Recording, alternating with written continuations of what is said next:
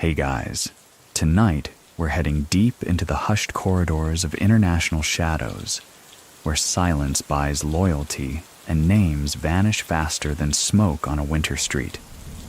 Picture this.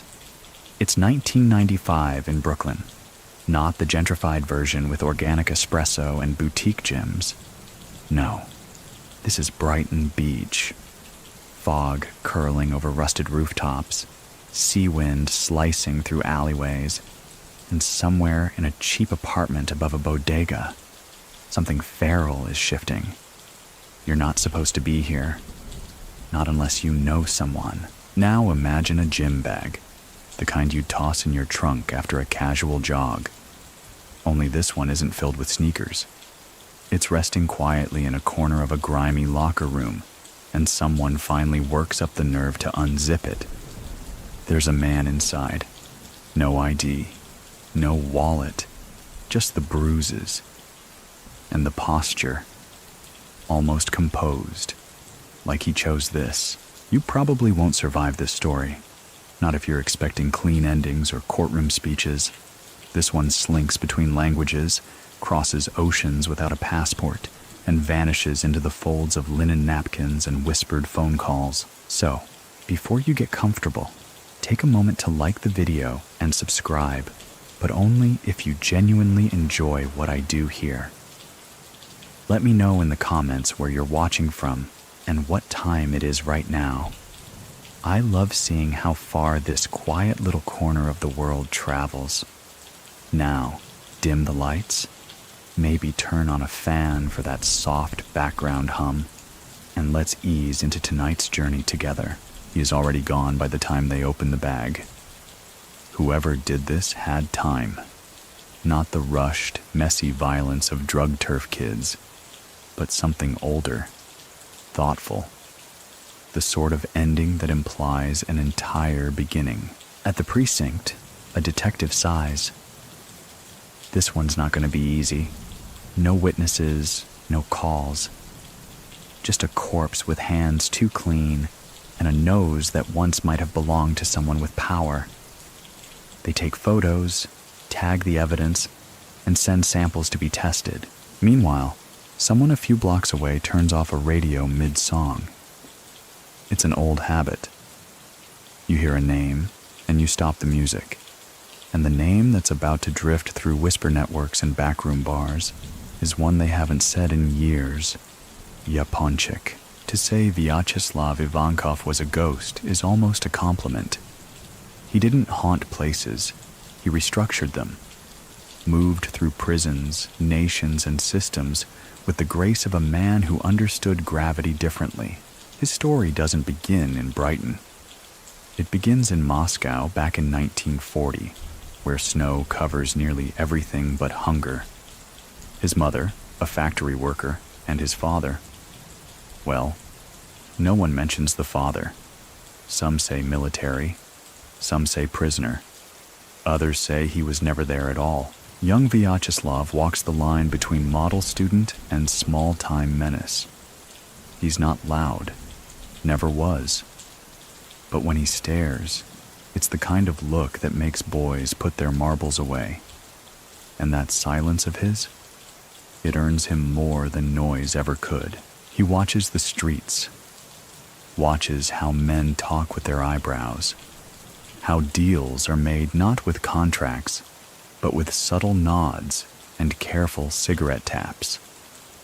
When he's old enough to read, it's not poetry he memorizes, but legal loopholes and names that never appear in the press.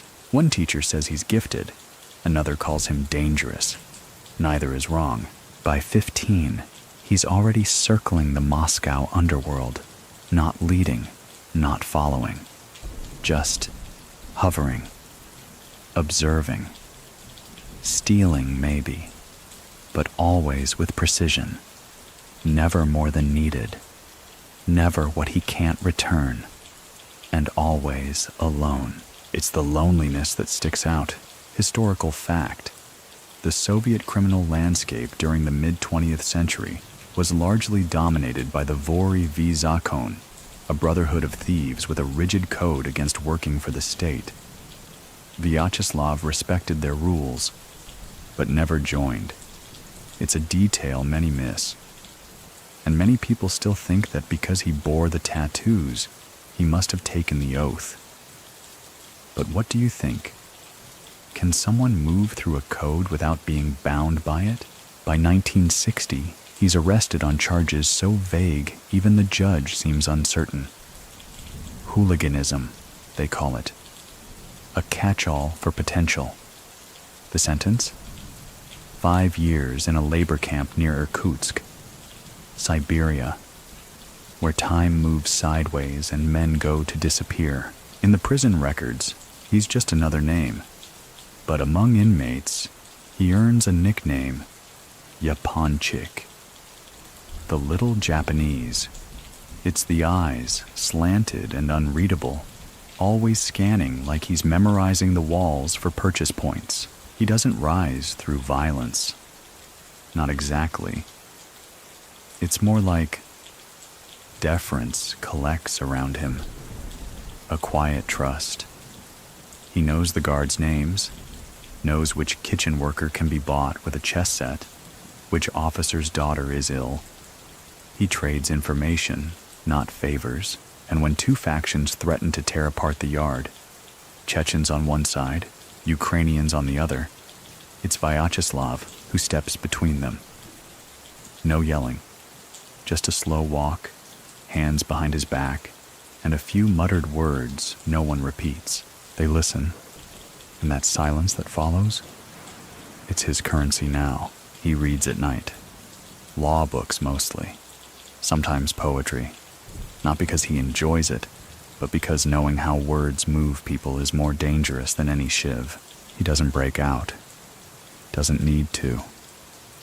When his sentence ends, he walks out of the gates with the same plastic bag he arrived with. But now the guards nod to him, a little too respectfully. Back in Moscow, the old networks are watching. They don't quite know what to make of him. Not a brute, not a sycophant, just calibrated. He opens a small repair shop, officially. But the basement is where things happen. Documents, mostly. IDs, work permits, fake names for men whose real names are either burned or buried. The work is meticulous. Borders in the USSR are no joke. But somehow his papers pass. Often, too often. Some whisper that the KGB must be involved. Others say he's just that good. He hires 3 men. All quiet, all loyal. None of them ever say where they met. It's the beginning. Not of a dynasty, but of an atmosphere. You don't hire Vyacheslav to do a job. You feel the pressure to ask him not to. And in that pressure, empires rise. By the mid-1960s, Moscow's criminal underground isn't run with brass knuckles. It's managed with rubber stamps and a typewriter that never jams. Vyacheslav Ivankov isn't building a gang. He's laying the framework for something far more enduring. Bureaucracy, after all, is just organized crime with better grammar. His forgery ring doesn't deal in crude copies. Every document that leaves his basement carries the faint scent of official ink, the right weight of paper, the faint yellowing on the edges that says, "I've been in a drawer since the Khrushchev years." Most forgers miss that detail. Vyacheslav doesn't. He's not printing passports for thrill-seeking teens. These are for men trying to vanish, ex-military, disgraced party members, and once, supposedly, a ballet dancer who crossed the wrong oligarch. He doesn't ask. They don't tell. The operation is smooth. Too smooth. Word reaches people who never walk the streets without bodyguards. And then, without warning, his apartment is raided. Papers are burned. 2 of his men disappear. One resurfaces in a shallow ditch by the Volga, wrists bound with fishing line. Vyacheslav? Not at home when the raid hits. By the time the officers finish tearing apart the wallpaper, he's in Minsk, smiling politely at a border agent who's holding a passport that doesn't technically exist. Historical fact. During the Soviet era, internal passports were essential for movement and employment. Falsifying one was a high crime, often leading to long-term labor camp sentences. And yet, black market papers flowed steadily through networks like Vyacheslav's, so accurate even government offices were fooled. But this time, the authorities are serious. His name gets filed in multiple departments. Too many. So many, in fact, that the overlap causes confusion. One agency loses his file entirely. Another duplicates it under a misspelled alias. In this chaos, Vyacheslav finds his angle. He returns to Moscow 6 months later. Clean-shaven, heavier by a few pounds, walking with a limp he didn't have before. New name, new address. Opens a dry cleaning front near Gorky Park and waits. A man visits the shop on a Thursday. Doesn't say a word. Leaves behind a shoe with a name carved into the sole. That night, Vyacheslav closes early. The next morning, the dry cleaner is open again, but under different ownership. The sign's changed. So has the staff. Some say the man who walked out of that life was a cousin. Others claim Vyacheslav paid someone to wear his face for a year, just to confuse the system. Many people still think that the original Yaponchik died in a Siberian ditch, and someone else, calmer, quieter, took his place. So what do you think? Is silence more authentic when it's borrowed? Meanwhile, those who had hunted him find themselves promoted, transferred, or quietly retired. There's no order behind it. But the pattern whispers his name. By the 1970s, Moscow's underworld isn't bleeding. It's networking. Vyacheslav becomes the man you see sipping tea near the embassy, listening more than speaking. If someone disappears, you don't ask questions. If they return, you don't say welcome. You say, "How was the weather?" He mediates, quietly. A Chechen crew accuses a Georgian gang of slicing into their slot machine profits. Guns are drawn. Vyacheslav is called in, not by choice, but because he's the only man both sides believe won't lie. He shows up with a book of poetry, leaves it on the table, recites one stanza in Russian, one in Chechen. No threats, just long pauses. He leaves before dessert. The next day, the profits are split. The slot machines start spinning again. Information closest to character. Vyacheslav never keeps a weapon visible. Yet one associate later swears he carried a blade made from an old typewriter ribbon spool, razor sharp, small enough to hide behind a watch face. No one ever saw him use it. That's probably the point. It's around this time that the older thieves-in-law begin taking notice.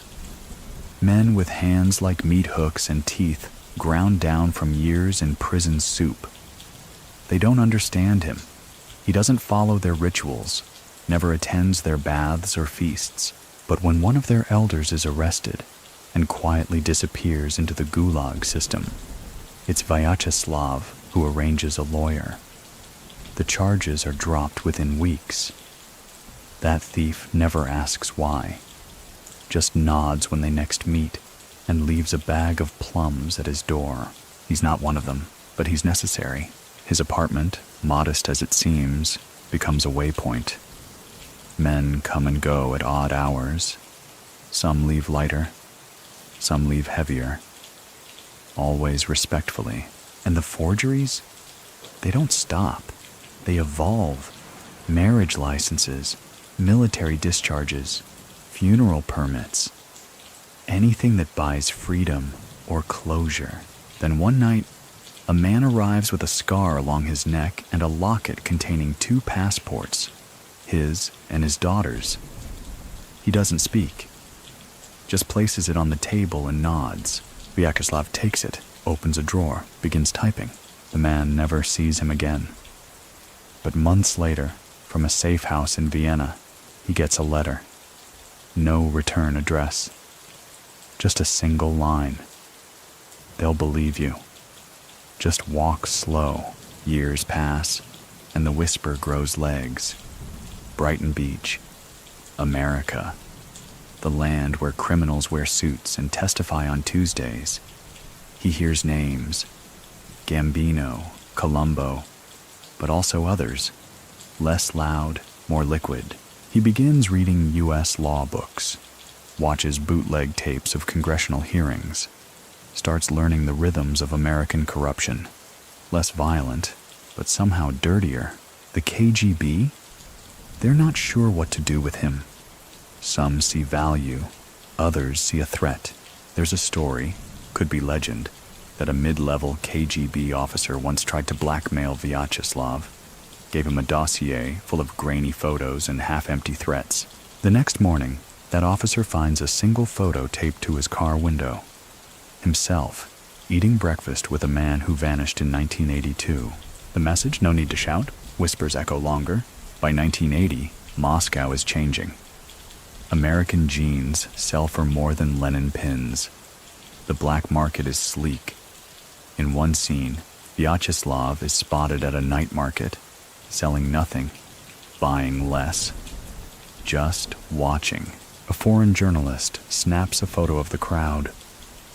Later, when the negatives are developed, there's a figure in the corner, blurred but composed, leaning against a stall, not quite smiling.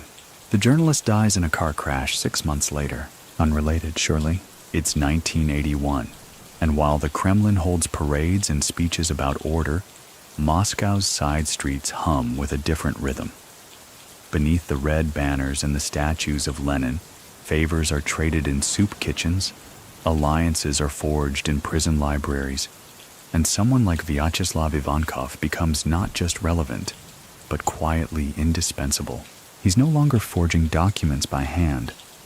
That task has long since been passed down to apprentices, carefully selected, mildly terrified, always loyal. Now, Vyacheslav plays a different game. Logistics, movement, settlement, conflict resolution, but with just enough edge to remind people that peace isn't the only option. Disputes in the Soviet underworld tend to be resolved by force, quick, chaotic, and often spectacular. But Vyacheslav changes the tempo. He doesn't shout, doesn't brandish weapons. He arrives to meetings in outdated jackets, with a thermos of tea, and often speaks last.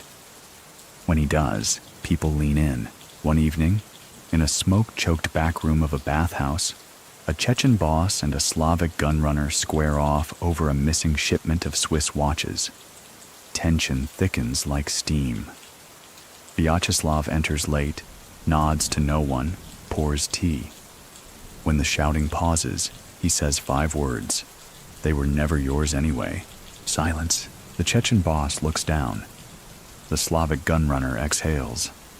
An agreement is struck, not with handshakes, but by simply rising and leaving in the same direction. Historical fact. During the Soviet era, organized crime evolved parallel to the state.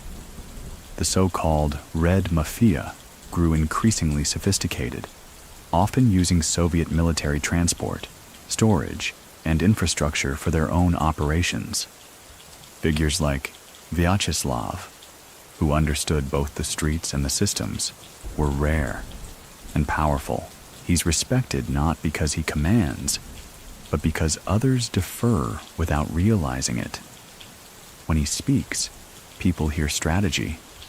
When he pauses, they assume significance, but not everyone is convinced. Some older thieves-in-law, the ones with loyalty etched into their skin and grudges stitched into their pockets, begin to whisper.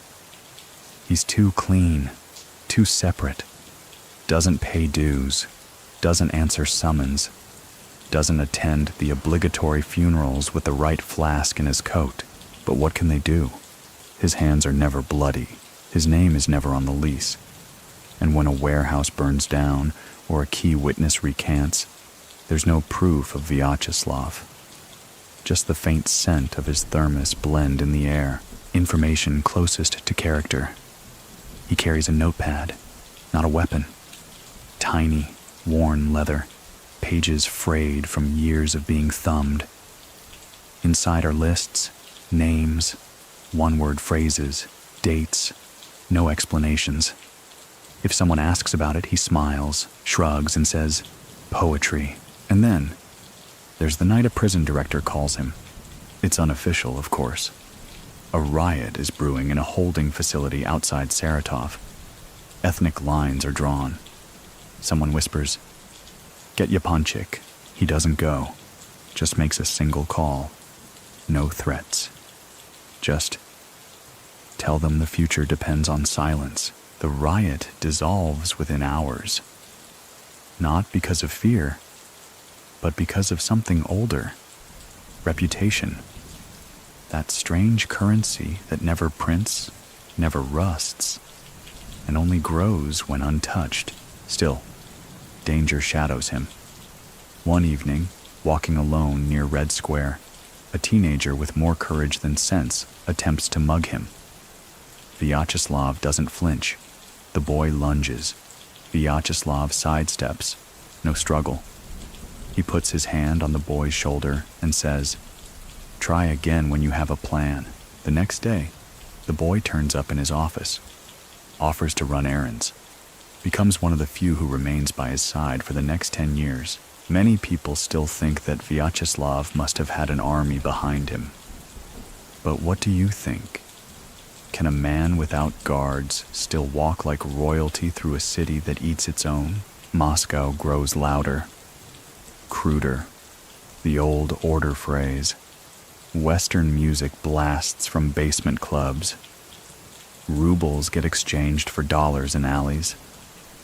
The lines between crime, politics, and commerce blur. Vyacheslav watches quietly, learns, adapts.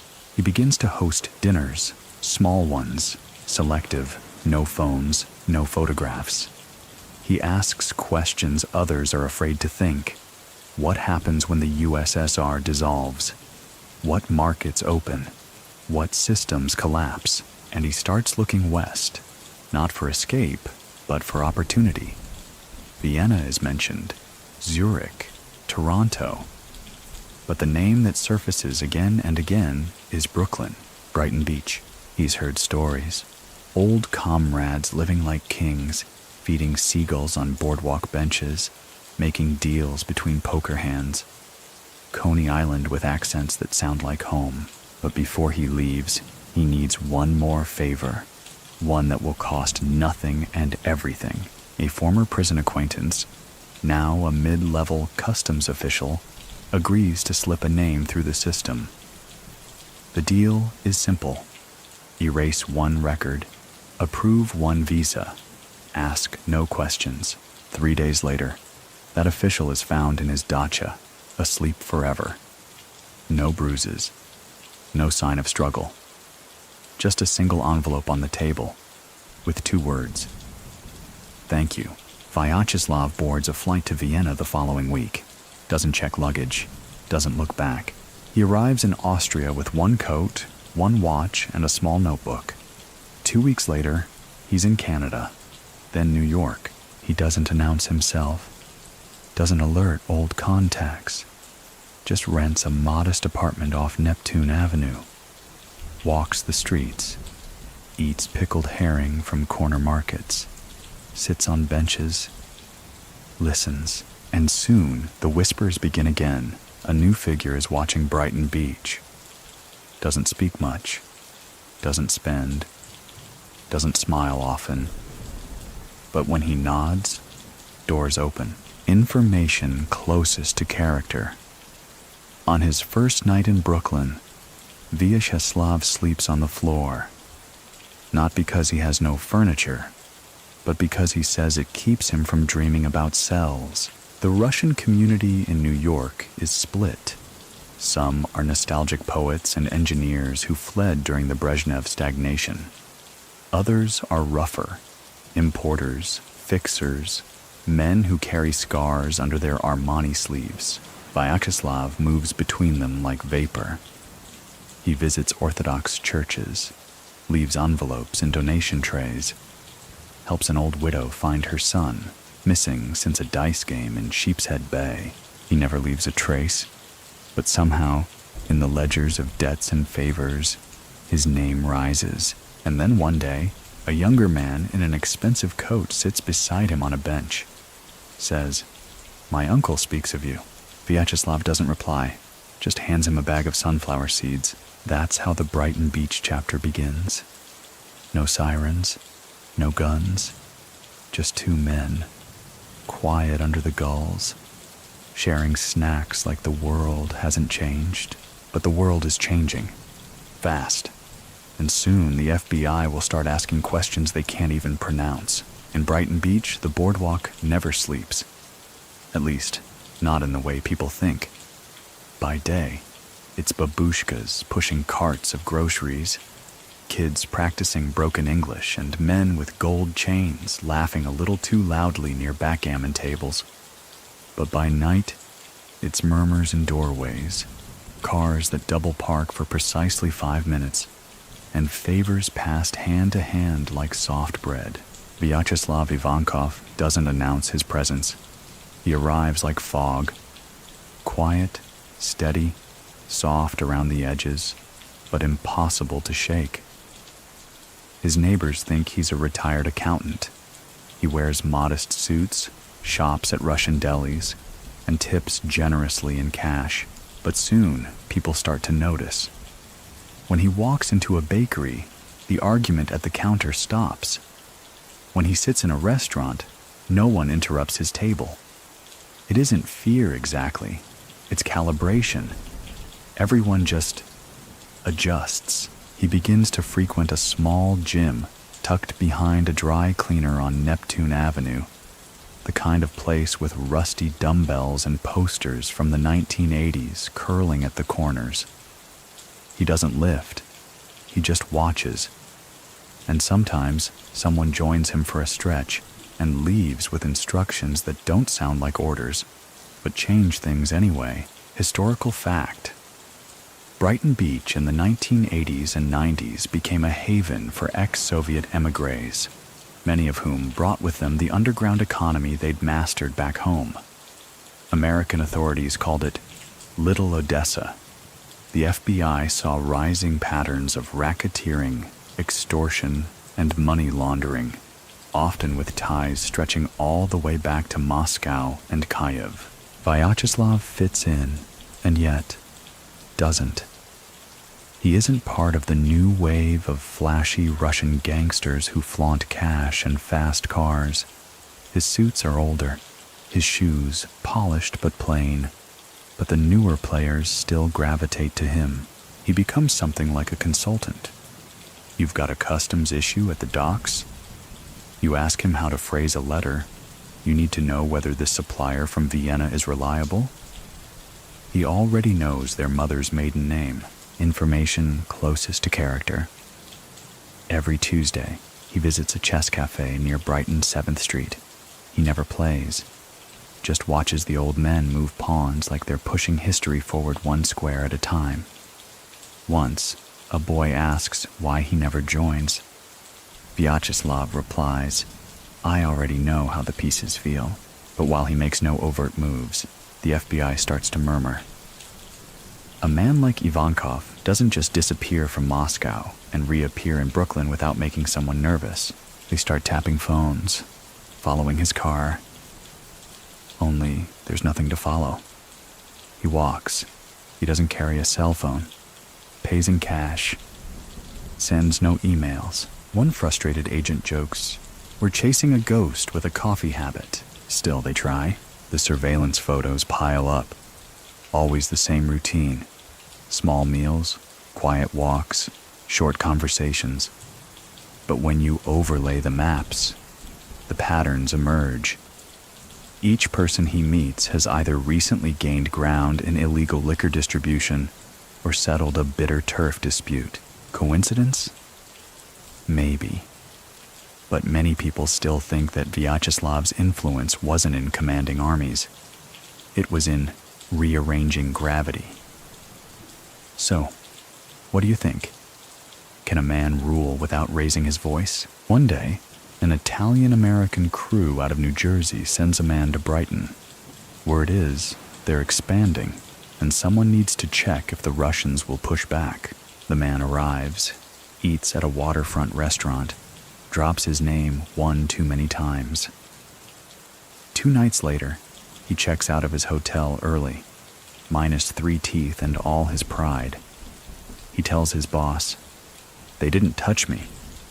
But they didn't have to. The message? You don't test quiet waters. Still, Vyacheslav isn't interested in war. He prefers balance, and when balance is impossible, he prefers distance. He begins attending certain meetings, unofficial of course, where men with names like Mikhail, Boris, and Salvatore talk business. It's never called a sit-down. There's no fanfare. Just coffee, documents, and nods. And somehow, whenever there's friction, over turf, debts, or who gets what cut, he says very little. Maybe a sentence, maybe just a look. And suddenly, there's an agreement. At one dinner, a young associate from Miami, loud, eager, drenched in cologne, tries to impress the table by bragging about his connections in Florida's Port Authority. Vyacheslav lets him talk. When he finishes, Vyacheslav asks, "Do they still use ledger books, or have they upgraded?" The room pauses. The man blinks. "I don't know." Vyacheslav stirs his tea. "Then don't speak so loudly." The meeting continues. The young man doesn't return for the next one. Information closest to character. Vyacheslav keeps an American law book beside his bed, not to read the rules, but to understand their weaknesses. One page is dog-eared, the section on RICO statutes. He begins to invest, quietly, through shell companies, through friends of friends. A laundromat here, a parking lot there. Nothing flashy, but always placed near something louder. Clubs, casinos, pawn shops. As if buffering noise with silence, and always, he stays personally clean. Never touches drugs, never handles the cash directly. His name is never on the deed. His face, never on the lease. FBI agents scratch their heads. His record is thin. No fingerprints on weapons. No wiretaps with threats. Just meetings, handshakes, influence. The press begins to ask, who is this man in the gray coat? Where did he come from? Why does everyone treat him like royalty? The answer never arrives, but in a back room of a Brighton barbershop, a photo is taped to the wall. It's blurry, black and white, shows a group of men around a poker table. In the corner, half-shadowed, Vyacheslav is watching. He's not playing, he's not dealing, he's counting the chips. The FBI gives him a code name, the Ghost. It sounds theatrical, but there's exasperation behind the label. Because every time they try to catch Vyacheslav Ivankov in the act, there's nothing. A faint trace, a blurred photo, a witness who suddenly can't remember much, like a handprint pressed into water, already fading before they can analyze it. And the strangest part, he's polite. One agent assigned to tail him for a month notes in his report. Subject greets neighbors, feeds stray cat, wears same coat every day, 0 anomalies, seems to vanish mid-block at times, possibly using alleyways, or something else. That something else keeps haunting them, because while Vyacheslav walks alone, others walk because of him. And the flow of money, once chaotic and fragmented across the Russian-American underground, begins to show eerie coordination. Prices stabilize, violence decreases, the right people disappear, the right ones return. But he's not playing dictator. He's a harmonizer. At a time when small-time gangs are biting chunks off each other like rabid dogs, Vyacheslav offers structure. His meetings aren't grand, his instructions rarely exceed a few sentences, and yet they ripple across entire boroughs. Historical fact: by the late 1990s, the FBI recognized that traditional mafia families in the U.S. were increasingly collaborating or coexisting with post-Soviet criminal organizations. These new actors, like Ivankov, weren't bombastic. They were calculated, fluent in both brutality and bureaucracy, and terrifyingly efficient. One night, in a dimly lit steakhouse in Queens, a low-level capo from the Bonanno family shows up late to a meeting. He's drunk, sloppy, makes a few inappropriate jokes about those vodka boys. Vyacheslav doesn't respond. He simply folds his napkin, stands, and leaves without finishing his drink. 2 days later, the capo gets reassigned to a garbage route in Newark. Not demoted, not punished, just redirected. No one explains. But everyone gets the message. Many people still think that Vyacheslav never had formal power in the States, that he was more myth than man. But what do you think? Can myth become muscle when the myth knows everyone's secrets? Information closest to character. He has a habit. Every time he hears a name in conversation, he repeats it softly, once, like tucking it into his coat. People who notice this tend to speak more carefully around him. And then there's the matter of the suitcase. It shows up in the locker room of a bathhouse on Coney Island Avenue. Staff assume it belongs to a patron, forgotten after a long soak. But it's heavy, too heavy. When the zip is opened, the smell hits first. Then the sight, a body, curled almost respectfully, dressed, groomed, no signs of struggle, just stillness. The man inside, a mid-level fixer who recently began skimming from casino proceeds. No one claims the suitcase. No one saw who brought it in. But a rumor spreads quickly.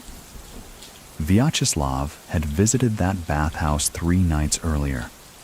Not to bathe, just to sip tea with an old friend. The police investigate. Cameras offer nothing. Staff remember nothing. But the temperature in Brighton drops a few degrees. People start calling him Yaponchik again. He doesn't mind. At a grocery store near the boardwalk, a cashier stutters when asking if he needs a bag. Vyacheslav smiles gently and says, "Just the receipt, thank you." Later, that same cashier receives an envelope in the mail. Inside, money. Enough to cover a surgery his daughter needed. No note, no return address. But he remembers the smile. The ghost is never cruel without cause. But kindness from him feels like a warning. Gentle, yes, but unignorable.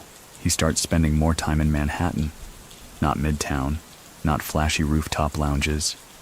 He prefers Upper West Side diners, places with regulars and waitresses who call you hun.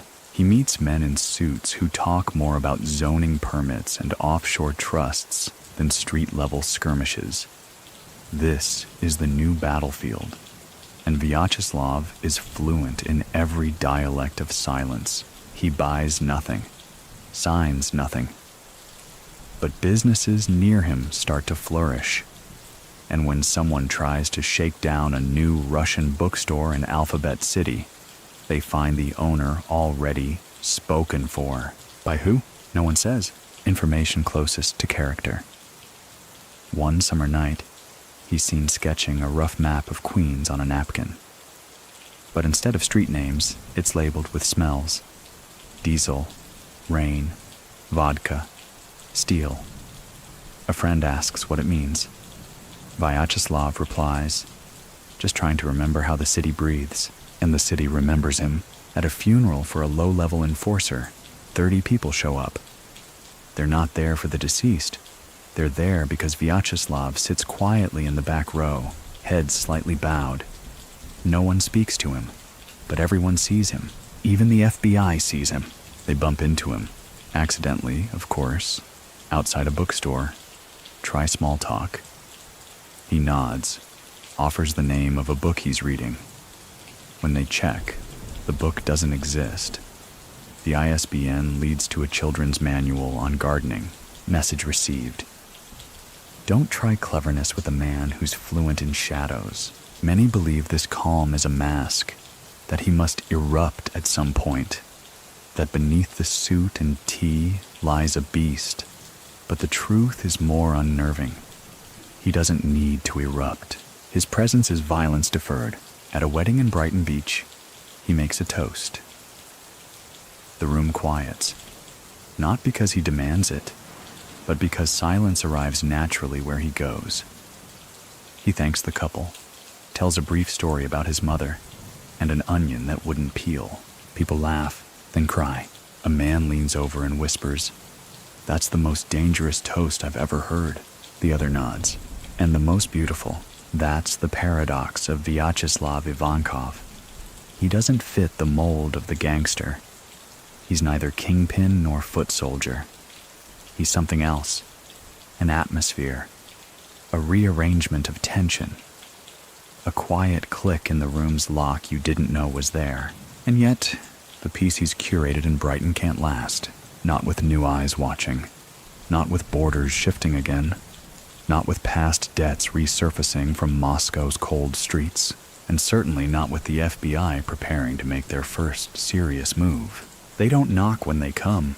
It's October 1995, and the early chill hasn't quite broken the New York humidity. In a quiet neighborhood in Glen Oaks, Queens, Vyacheslav Ivankov opens his door and meets 12 agents in matching jackets.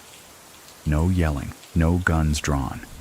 Just a paper with his name, real this time, and a calm man in a windbreaker who says, "We'd like to talk." He doesn't protest, doesn't ask for a lawyer, just nods once, steps into his shoes, and turns off the hallway light behind him.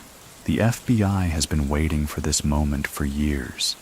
Agents from multiple departments, from Washington to Miami, have folders thick with notes, maps, names in red ink, arrows that all spiral toward this quiet man who buys pierogies in Brooklyn and somehow makes casinos tremble in Atlantic City.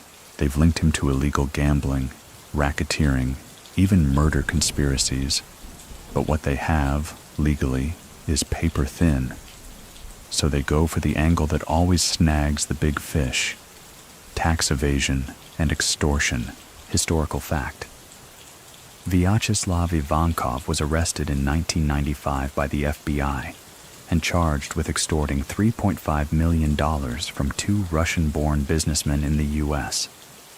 He pleaded not guilty, but was ultimately convicted and sentenced to over 9 years in federal prison.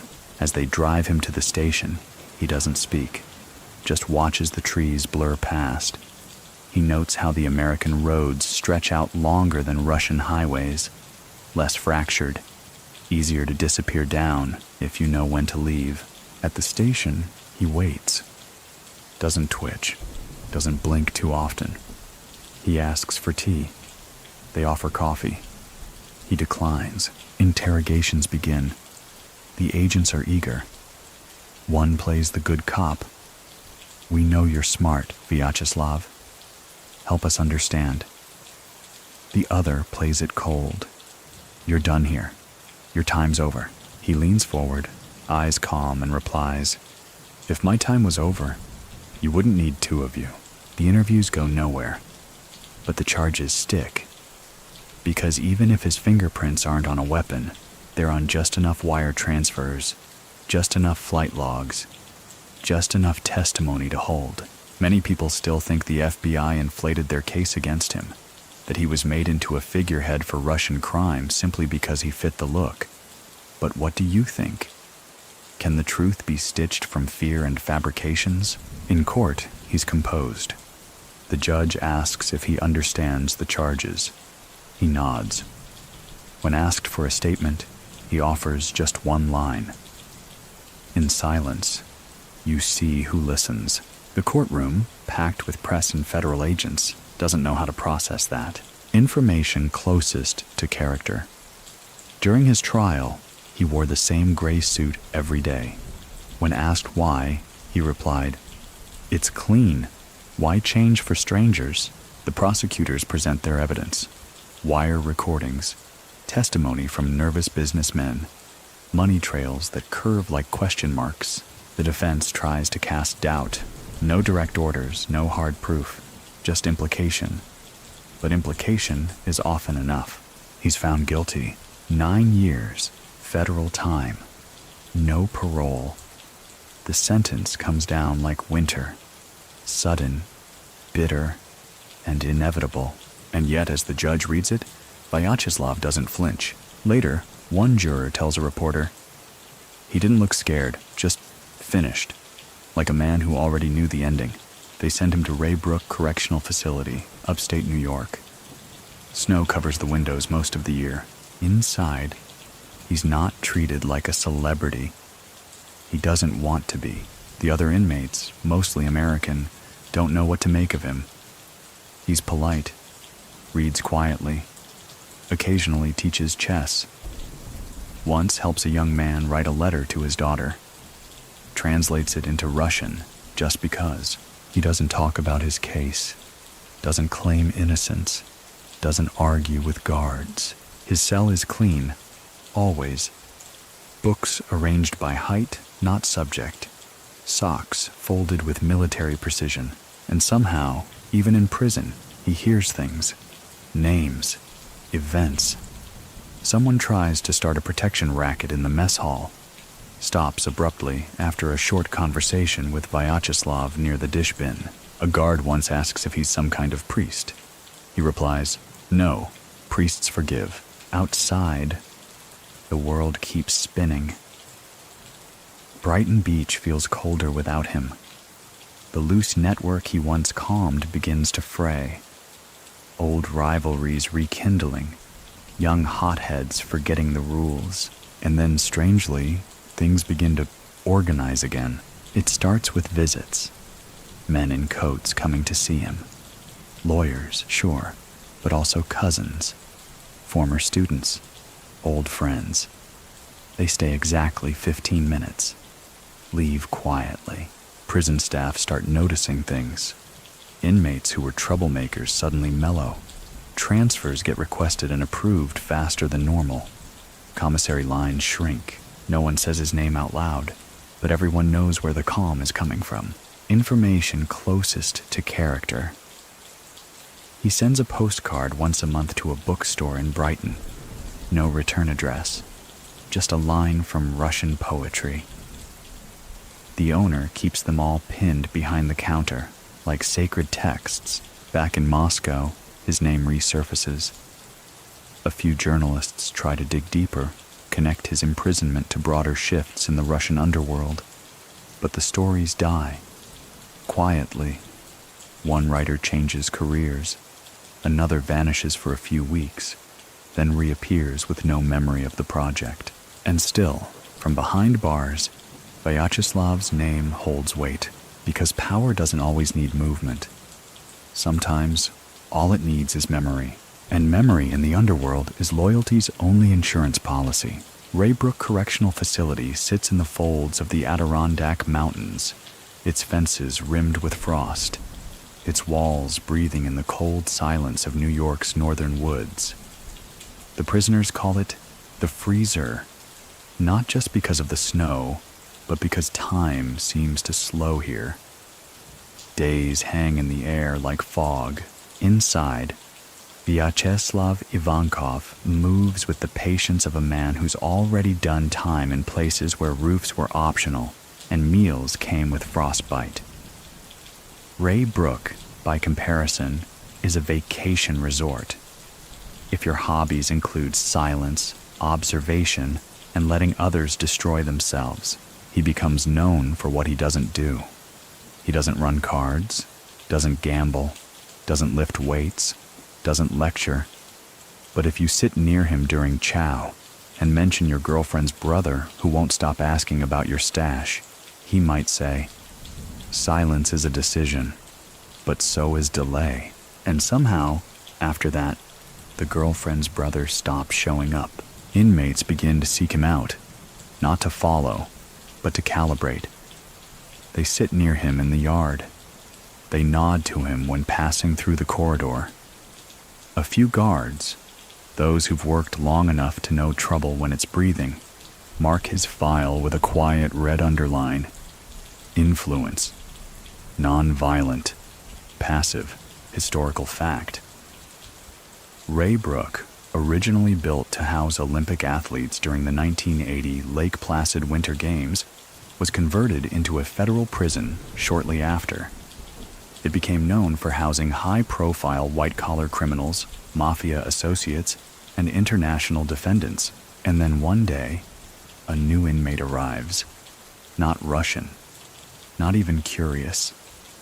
He's loud, impatient, quick to challenge. The kind of man who finds power in disruption. He calls Vyacheslav Mr. Miyagi, says it loud enough to get chuckles, says it twice, no reaction. But the next day, during rec hour, the man slips, twists an ankle, falls hard. 2 inmates help him up. One of them whispers something. No threats, just 5 words. The man goes pale. He never speaks to Vyacheslav again. Information closest to character. He keeps a folded piece of newspaper in his pillowcase, not for reading, but for the smell. Newsprint, ink, something faintly like Moscow in winter, and slowly, a different kind of power accrues around him. Not control, permission. An older Italian inmate asks him about the phrase, Cosa Nostra. Vyacheslav replies, every family has laundry, but some choose to hang it indoors. The man laughs for 15 minutes. Outside, the FBI still keeps tabs. They intercept letters, follow bank movements, track visits, but none of it sticks. There's no new activity, just postcards to bookstores, recipes for beet soup sent to a diner in Brighton, yet the quiet ripples. A gang conflict in Brooklyn dissolves without bloodshed. A business dispute over shipping routes between Odessa and New Jersey ends in an unexpected merger. In a court filing related to a Florida real estate scam, a key witness recants with the line, I misread the document. They check the phone logs. One call made the day before. A prepaid number. Location pinged. Ray Brook. Many people still think Vyacheslav orchestrated deals from behind bars using coded messages and loyal runners. But what do you think? Can intention alone conduct an orchestra, even if the conductor sits in silence? By year 5, even the staff grow deferential, not afraid, but quieter around him. When he requests books, they arrive faster. When there's a lockdown, someone always slips him extra tea bags, and then one spring morning, he's called to the warden's office. No warning. He walks in calmly, nods. The warden looks uneasy. There's been a decision, not a pardon, not a reversal. Just a quiet note that his time served aligns with certain federal recalculations, political ones, bureaucratic ones, the kind of clerical magic that happens when someone, somewhere, needs a favor. Information closest to character. When asked if he'd like a ride to the bus station, he says, I never take the first offer. That's for people in a hurry. So, after nearly a decade in federal custody, he steps back onto pavement as a free man. He's older. His hair's gone silver. His eyes are softer, but no less sharp. He doesn't call anyone, doesn't announce anything, just walks, buys a sandwich, eats half, leaves the rest for the birds. The press wants photos. The FBI wants to know where he'll go. His enemies want to know if he'll stay quiet. His friends, if he has any left, just hope he'll call. He does none of that. He rents a room in a modest Queens apartment, pays in advance, leaves no forwarding address, and then, like snow on a warm street, he disappears again. but only on the surface. Because within weeks, Brighton Beach starts to hum. The backgammon games run longer, the smiles get tighter, someone is watching again. And this time, the watching comes with memory. Vyacheslav Ivankov reemerges not with fanfare, but with a chair pulled out quietly at the back of a small diner near Brighton Beach Avenue. The same neighborhood where he once played silent architect to an invisible empire now watches him with a mix of awe and fear. Some nod as he enters. Others lower their voices. Everyone notices. He orders soup. Always the same kind. Borscht, hold the sour cream, rye on the side.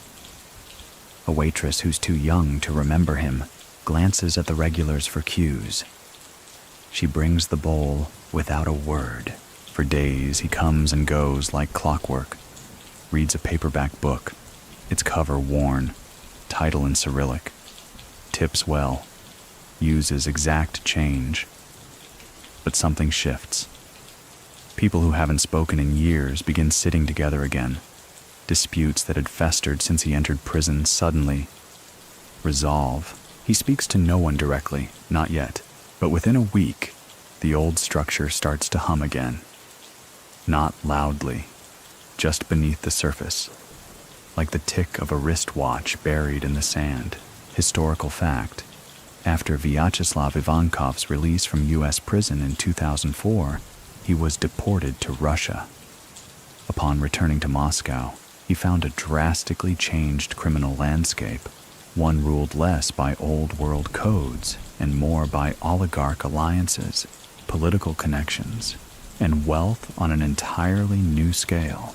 But before Russia, he lingers here, in his old stomping grounds, perhaps to assess the damage, perhaps to tie up loose ends. He walks the boardwalk early in the morning, when only the pigeons and fishermen are out. He sits on benches that remember him better than some of the people around him. One afternoon, a man in a leather jacket approaches. Young, too confident, flashing a watch that doesn't match the scuffed heels on his shoes.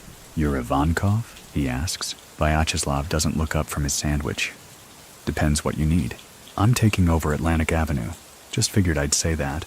A pause. "You're very brave," Vyacheslav says. "Or very temporary." The man doesn't return. Information closest to character. He still never carries a phone.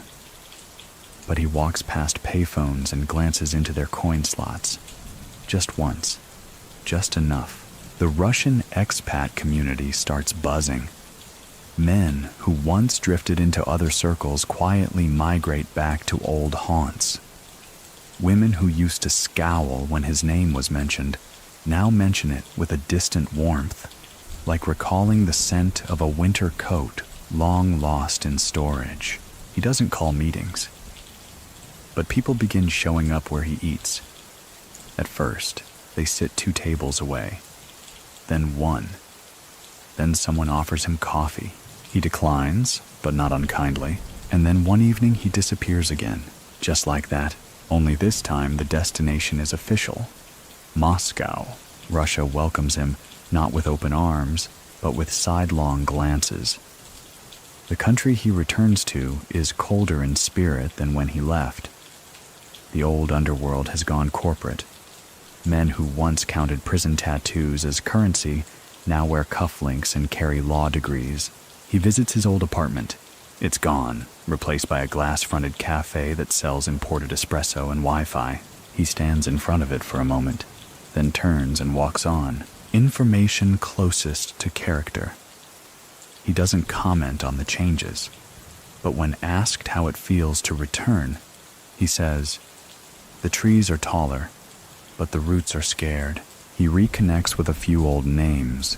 Some are dead, some pretend to be, others wait. He meets them one by one in quiet places, park benches, cemeteries, dimly lit basements that smell of wax and regret. They talk, they listen, some argue, none shout. He's not trying to reclaim anything. That's clear. He's assessing, mapping. Not just the criminal landscape, but the emotional one, and what he sees troubles him. The new power players aren't bound by loyalty. They're driven by greed. They laugh too loudly, change allegiances too quickly, and talk about honor the way people talk about nostalgia. With empty fondness, one oligarch invites him to a party. Vyacheslav declines, sends back a note. I don't drink where respect is a currency. Many people still think his return to Moscow was planned as a comeback, that he aimed to reorganize the Vory v Zakon from within. But what do you think? Can a man stand among ruins and not reach for the blueprint? He does take one meeting, deep in the outskirts of the city, where snow hides the broken fences and dogs bark like they remember the war. Inside, 3 men sit waiting, all younger, all ambitious. He listens to their plans, their numbers, their power, then says, "You have everything but time." They ask what he means. He smiles. "Your greed outruns your funerals." No one replies. Later that night, one of them makes a call to cancel the deal, to disappear for a while, to change direction. The others do not. Weeks later, one is found in his apartment, dead of natural causes at age 40. The second, arrested in a sting operation involving customs fraud. Vyacheslav says nothing, but when asked privately what he thinks of their downfall, he murmurs, "Some echoes only happen once," and slowly, his presence again becomes more felt than seen. He doesn't need a seat at the table. He is the silence between sentences. Moscow by 2005 is a different animal entirely. The skyline has grown teeth, steel towers replacing the old socialist apartment blocks, glossy surfaces hiding colder calculations. The city buzzes not with revolution, but with transaction. Gone are the days of whispered codes and handshakes in bathhouses. Now, power moves through offshore accounts, boutique law firms, and security entourages the size of orchestras. The streets still whisper, yes, but fewer people are listening. Vyacheslav Ivankov walks through this new Moscow like a ghost from a black and white film that someone left playing in the corner of a neon casino. He's not ignored. He's bracketed. He visits old places, a park bench here, a soup stall there. One night, he sits beside a crumbling statue of Gorky and mutters, "Even the concrete looks tired." He's not bitter, just observing. Information closest to character. He still wears the same watch he did in New York. It no longer tells accurate time, but he keeps winding it, out of habit, or perhaps defiance. Some former allies welcome him back. They offer deals, access, protection. He listens, nods, declines, not rudely, just like someone who's seen too many hands try to reshuffle a deck that's already been marked. One oligarch proposes a venture involving diamond shipments from Yakutia. High yield, low visibility. "You'll be a silent partner," the man says. Vyacheslav replies, "I'm only silent when I'm alone." The man blinks, doesn't quite know if it's a yes or no. It's neither. Word spreads. He's not here to build. He's here to balance, because something in the underworld has shifted too far. The younger generation of gangsters has grown reckless. They play with imported cars, and tech they barely understand. Their men lack discipline. Their moves lack rhythm, and more dangerously, they've begun to ignore the council. In the criminal world, especially among the Vory v Zakone, informal courts once existed to resolve disputes, not with bullets, but with consensus. Vyacheslav was never a formal judge, but his presence once carried weight in those rooms. Now, those rooms sit empty. Or worse, they're filled with laughter. He tries to gather the old voices. Some agree to meet. They sit in a silent dacha outside Moscow, firewood popping in the stove, steam rising from chipped mugs. There are 6 of them. Once they could have reshaped the map of Eastern Europe with a single nod. Now, one of them coughs blood into a handkerchief. Another's on his third heart bypass. One keeps forgetting names. Vyacheslav listens as they talk. About lost respect, new enemies, sons who only care for Wi-Fi and luxury suits. Finally he speaks. If we don't whisper now, they will shout later, and shouting leaves bodies. Many people still think this was a final attempt to rebuild the old code, that Vyacheslav believed the Vori way could be revived. But what do you think? Can honor be retrofitted onto greed? He doesn't stay long, leaves before dawn, and once again, people start behaving just a little differently. Not out of loyalty, out of calibration. The quiet gravity around him still bends decisions, even if he doesn't ask for it. One nightclub owner suddenly settles a debt he's dodged for years. A corrupt customs agent retires early.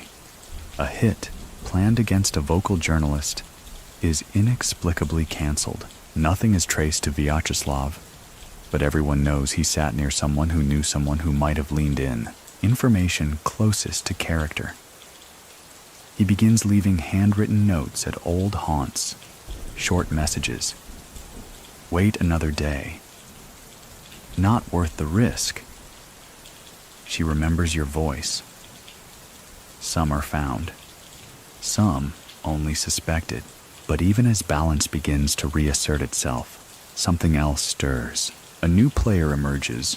Not young, not brash, but fast, connected, rich in ways Vyacheslav never trusted. This man doesn't seek permission. He seeks dominance. He moves quickly, buying loyalty, silencing doubts, leveraging favors no one remembers giving. And most dangerously, he doesn't seem afraid of Vyacheslav. They meet once, briefly, at a charity event of all places. Red wine, crystal chandeliers, men with sharp shoes and dull eyes. Vyacheslav arrives late, dressed in his worn coat, no tie. The younger man offers a smile like a blade. I've heard of you, he says, but I prefer new models. Vyacheslav takes a sip of tea. New models break faster. A pause. No anger, no noise. But the air between them cools by 10 degrees. Later that night, the younger man's convoy takes an unusual route home. No incident. But a file gets opened in his office the next day. Inside, a photograph, blurred, black and white, shows a man watching from a bench, half-shadowed. The message is old-fashioned and perfectly clear. Still, Moscow's no longer built for men like Vyacheslav. The rules have changed, and he, perhaps, has not. He retreats, physically and metaphorically, keeps to smaller circles, refuses interviews, stops writing postcards. But the silence doesn't feel like defeat. It feels strategic. The problem with ghosts is not that they're gone. It's that they linger. They sit quietly in corners of rooms, in the folds of curtains, in the space between phone rings. You can't confront them, but you feel them watching. Vyacheslav Ivankov becomes that presence in Moscow. Not quite absent, not quite here. He no longer holds court, yet his opinion circulates like currency. His name doesn't appear in headlines, yet he remains in every whispered conversation about how the underworld used to function and why it's falling apart. Those who dare speak critically of him often do so with a curious tone. Not anger, not contempt, just caution.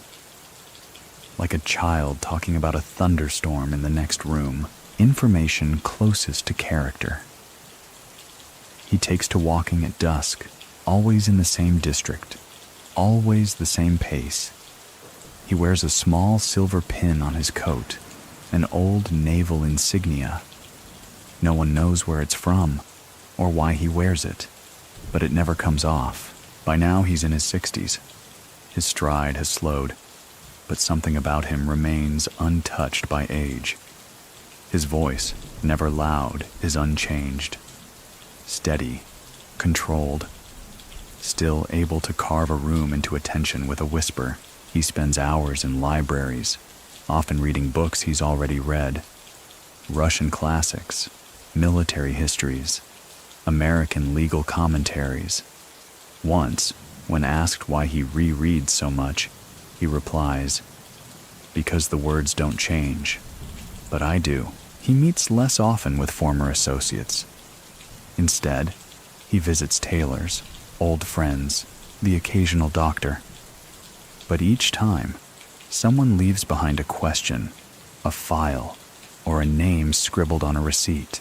These small requests don't sound like operations, but they leave impact. A corrupt tax official suddenly steps down. A trafficking ring in the Urals mysteriously disbands.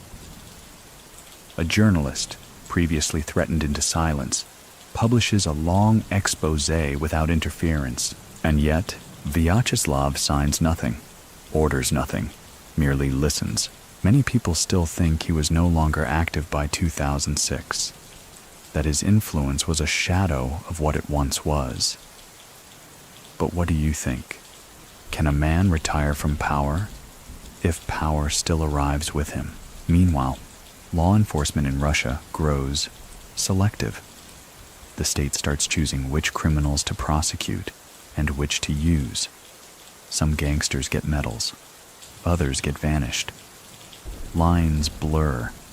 Money and loyalty are now tied less to honor and more to political utility. Vyacheslav watches, doesn't comment. But one night, he dines alone at a small cafe. He leaves a note folded under the saucer. The waitress finds it hours later. 5 words. You cannot tax silence twice. He's not paranoid, but he's alert. Always was. He switches up his routes, declines formal invitations. If he senses danger, he simply doesn't show up, but danger comes anyway. July 2009. It begins as a normal evening. He's seen on surveillance camera entering a restaurant in northwestern Moscow. It's one of his few public routines. He always sits at the same table, orders fish, drinks green tea, reads a newspaper front to back, even though he's already seen it. This time, though, someone's waiting. A gunman, precision shot, sniper distance, 1 bullet, 1 collapse. It doesn't kill him, not immediately. He's rushed to the hospital, emergency surgery. The news leaks within hours, and suddenly Moscow holds its breath because someone shot the ghost. Information closest to character. As they wheel him into the operating room, a nurse swears he reaches into his coat pocket and removes a folded note. He presses it into her hand. Later, when she opens it, it reads, "Tell no one what you saw. That's how I lived this long." The media speculates. Was it a hit? A message? A reckoning? Some claim it was revenge. Others think it was state-connected. A few whisper the unthinkable, that it was a favor being called in from decades ago by someone who had once been spared. He survives the surgery for a while, lies unconscious for weeks. The room is guarded, but softly. No officials make public statements. No one dares to speculate loudly. And during those quiet hospital days, old allies return. Some leave flowers. Others leave nothing but a glance. One leaves a chess piece, an old pawn cracked at the base. Many people still think he never woke up. Others claim he opened his eyes just once, looked out the window, and whispered, "Too loud now." But what do you think? Can a man choose when to leave, even if the world hasn't finished with him? On October 9th, 2009, Vyacheslav Ivankov dies. No dramatic press release, no parades, just a quiet line in the papers. Prominent underworld figure succumbs to injuries. His funeral is heavily attended. Men with trimmed beards and hard eyes stand beside men in worn coats and loose shoes. Some cry, others don't. But all are silent, because silence in his world is still the only true currency. The funeral takes place in Moscow's Vagankovo Cemetery, the final resting place of poets, actors, and underworld legends alike. Vyacheslav Ivankov's casket arrives just past noon, draped not in flags, but in heavy, anonymous fabric.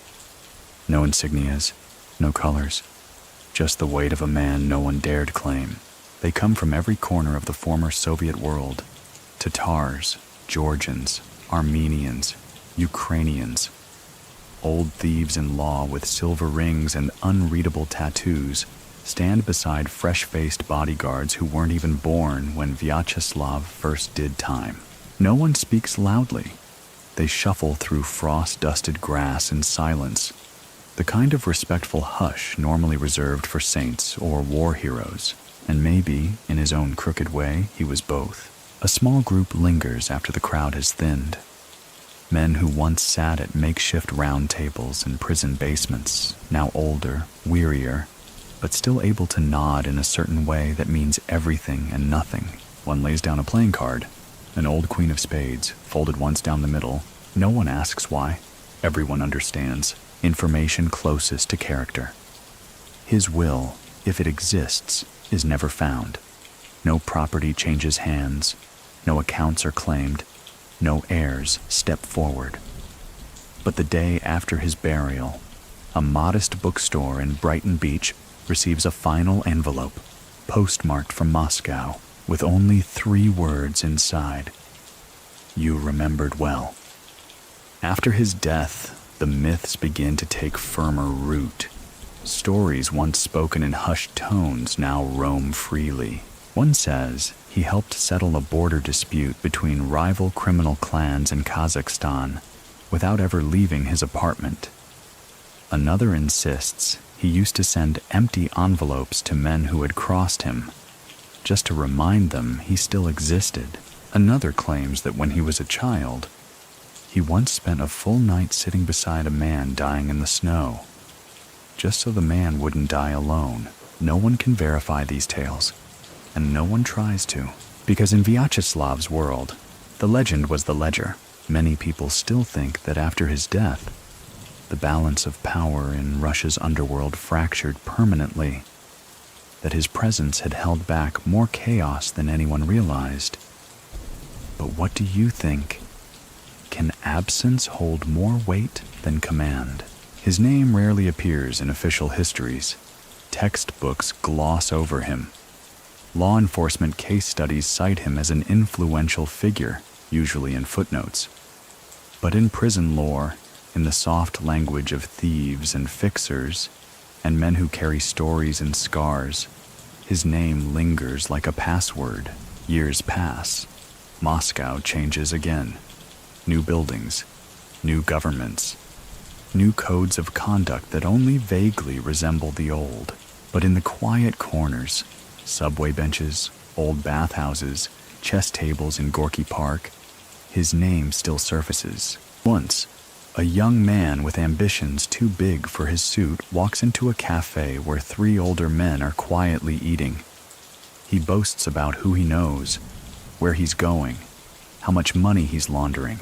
One of the older men pauses, wipes his mouth, and asks, "Ever hear of Yaponchik?" The boy shakes his head.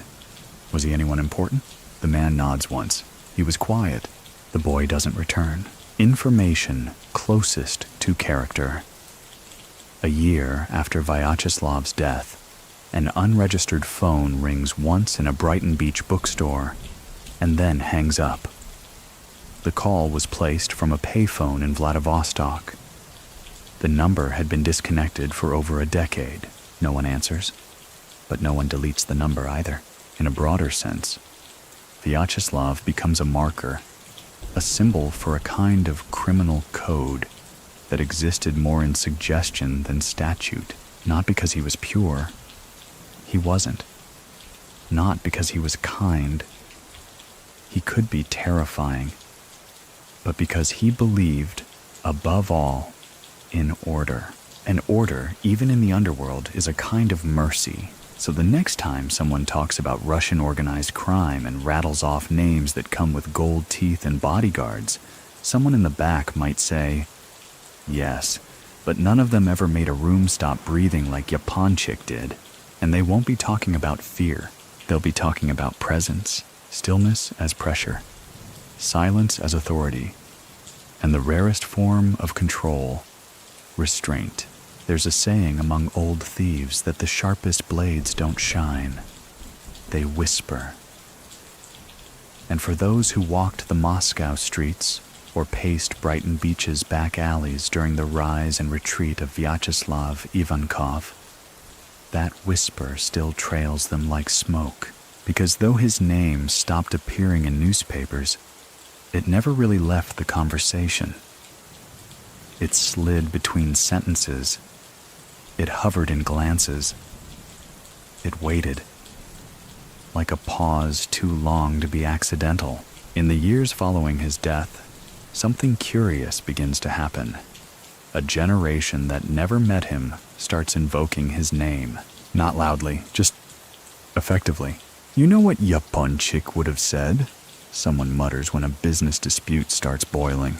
He wouldn't have let that debt sit unpaid, another says, as if quoting scripture. And while none of them ever heard the man speak, his image, cool eyes, slight lean, that patient shrug, begins to show up in murals, in underground tattoos, even as screen names in forums that trade stories for silence. Information closest to character. At a warehouse on the outskirts of Odessa, a bulletproof clipboard holds a list of trusted names. Beside one, instead of a check mark, is drawn a small chess pawn, circled. The foreman refuses to say who left it, but it's not just reverence, it's longing. Because by now, the underworld is louder, cruder, deals are messy, betrayals are public. The old structure, flawed as it was, has been replaced by a kind of chaos that no longer answers to anything but ego. And in that vacuum, stories about Vyacheslav become more than legend. They become moral compasses. Broken ones, perhaps, but compasses nonetheless. One tale spreads among mid-tier operatives. A young courier in 1992 once lost an entire briefcase of clean cash, left it on a subway bench during a panic attack. Certain death. But when he returned hours later, the briefcase was still there, and beside it, a man was sitting, quiet, smoking, watching. He said nothing, just nodded once. The courier grabbed the case, apologized breathlessly, and stumbled away. To this day, he claims it was Vyacheslav. Is it true? No one can say, but the story gets told like gospel. Many people still think his mystique was manufactured, fueled by silence and selective memory. But what do you think? Can a legend fake gravity, or does it have to grow from weight? In Brighton Beach, the bookstore still stands. New owners now. But if you know to ask, if you phrase it right, they'll show you the drawer. Inside, a stack of postcards, yellowed at the edges, all unsigned. The ink has faded, but one bears a line from Pasternak. To live and not lie.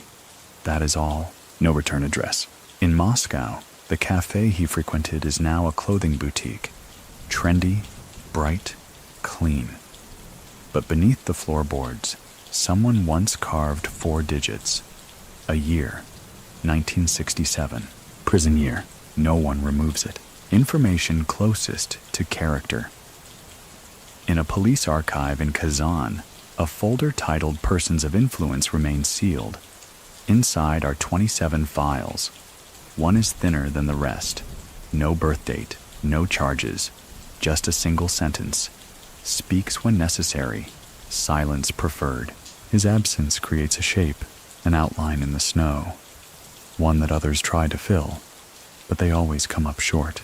A man in St. Petersburg tries to emulate his calm. He ends up stabbed in a nightclub bathroom. A fixer in Berlin starts calling himself The Ghost, too. He gets laughed out of his own racket, because style without substance is just theater, and Vyacheslav was never performing. He once said to a friend, one of the few who knew him without needing favors, "Power isn't how many follow. It's how little you have to move to make the room tilt," and he tilted rooms without moving. Even in death, he still does. In the years after Vyacheslav Ivankov's passing, his influence takes on a spectral quality. Not gone, just redistributed. Like water evaporating into the atmosphere, only to return heavier in the next storm. No one replaces him. Not really. A few try. Loud men with louder jewelry, entourages in tow, each believing that dominance is measured in decibels. They build temporary empires. They hold meetings in nightclubs. They flood the streets with flash and fire. But the old guard watches quietly, shaking their heads. Yaponchik never needed all that, they say. He could change the weather with a raised eyebrow. It becomes a test among younger criminals. How much can you control without raising your voice? Those who pass are taken seriously. Those who don't fade. Information closest to character. In an underground holding cell in Kaliningrad, an inmate finds a quote scrawled into the concrete wall above his bunk. "Control is the art of waiting. No name, just the letter V." And slowly, the myth of Vyacheslav evolves from man to measurement. His name appears not as a threat, but as calibration. Someone might say, he's no Yaponchik, but he listens. Or, she negotiates like Ivankov would have. It's a compliment now, a quiet one. Across the Russian-speaking underworld, small gestures begin to mimic his habits. Some wear gray coats out of respect. Others bring folded note cards to meetings, even if they never open them. A few hold their teacups with 2 fingers. An echo of a photo once rumored to show him at a dacha in silence. Many people still think this kind of reverence is foolish, that crime shouldn't have saints, only survivors. But what do you think? Can someone become immortal simply by refusing to hurry? Meanwhile, outside the criminal underworld, his name drifts into scholarship. A criminology professor at a university in London refers to him during a lecture on transnational influence. A journalist in Argentina includes a chapter on him in a book about shadow networks, not because he was loud, but because he wasn't. Back in Brighton Beach, a man walks into the same diner where Vyacheslav once sat. He's in his 20s, sharp-eyed, well-dressed, nervous in a way that says he hasn't yet earned his confidence. He orders borscht. The waitress smiles, remembering, brings it without sour cream. He's surprised. She shrugs. It's how he liked it. "Who?" he asks. She just tilts her head toward the corner booth. The young man eats in silence. Information closest to character. A regular patron of that diner, now elderly, says that sometimes, late at night, when the fog rolls in and the radio plays old Soviet ballads, he sees a figure sitting alone at that booth, always facing the window, always gone by the time the check arrives. Of course, the rational mind dismisses this. Vyacheslav is dead. There are death certificates, graves, interviews with doctors. But the underworld is not a rational place. It breathes in folklore. It walks arm in arm with superstition. One tale says his body was buried with a copy of War and Peace and a folded paper chessboard. Another claims his hands were arranged with his fingers crossed, not in fear, but in quiet refusal. Yet another insists he left behind a final notebook. No addresses, no confessions. Just a list of first names, 33 of them. No explanation, no context. And over the years, 23 of those people are confirmed dead. Natural causes mostly. One disappeared in Belarus. 2 were found on opposite sides of the Black Sea. 1 frozen. 1 burned. Coincidence? No one dares ask out loud. Many people still think the notebook was fabricated, an invention by journalists hungry for mystery. But what do you think? Can silence leave behind pages even louder than speech? As the years roll forward, the stories become softer, less violent, more reflective. Children of former criminals tell them as cautionary tales. He was dangerous, they say, but he respected the game. He didn't want to be king, he just wanted the board to stay balanced. In a world where most players cheat just to stay seated, that's something close to noble, or as close as a ghost can get. There's a rule that old ghosts follow. They don't rattle chains. They rearrange furniture. Vyacheslav Ivankov, years after his death, is no longer just a figure from the archives. He's a shape that people build their behavior around, even if they don't realize it. In Sochi, a mid-level fixer refuses to take a bribe too early in a deal. When asked why, he replies, Yaponchik would have waited for the second offer. In Vladivostok, a money launderer insists on using 3 layers of shell companies, not for secrecy, but for elegance. In Brooklyn, a young man turns down a flashy job with easy money and says, "No rush. Silence pays compound interest. It's not obedience. It's imitation. Information closest to character." In a small tattoo parlor in Kiev, there's a sketch on the wall. A man's silhouette seated at a table, steam rising from a teacup, a pawn placed upside down beside it. The artist doesn't charge for that design. He says it belongs to everyone. Back in Moscow, a woman who once knew Vyacheslav, knew him, not just about him, lives in an apartment overlooking an alley where deals used to go down. She says he once told her, "Noise is impatient, but patience builds a second door." No one quite knows what that meant, but she keeps her front door unlocked. Not out of recklessness, but in memory. She says he told her, "Locks keep out dogs, not wolves, and I don't fear either." She's never had a break-in. Meanwhile, younger criminals try to reverse engineer the Ivankov method. They study his court records, decode surveillance footage, dig through old interviews. They even try to reconstruct his speech patterns, short, subtle, rhythmic like chess timers, but they never quite get it. Because the key ingredient is missing, stillness, and not the lazy kind, not silence for effect, real stillness. The kind that comes from knowing you don't need to move just to matter. Many people still think the reason Vyacheslav endured so long was luck, that he survived the gulags, the KGB, the FBI, and a changing underworld because of timing, not talent. But what do you think? Can someone walk through 4 decades of danger without ever drawing their blade and call that just coincidence? There's a video clip that resurfaces every now and then.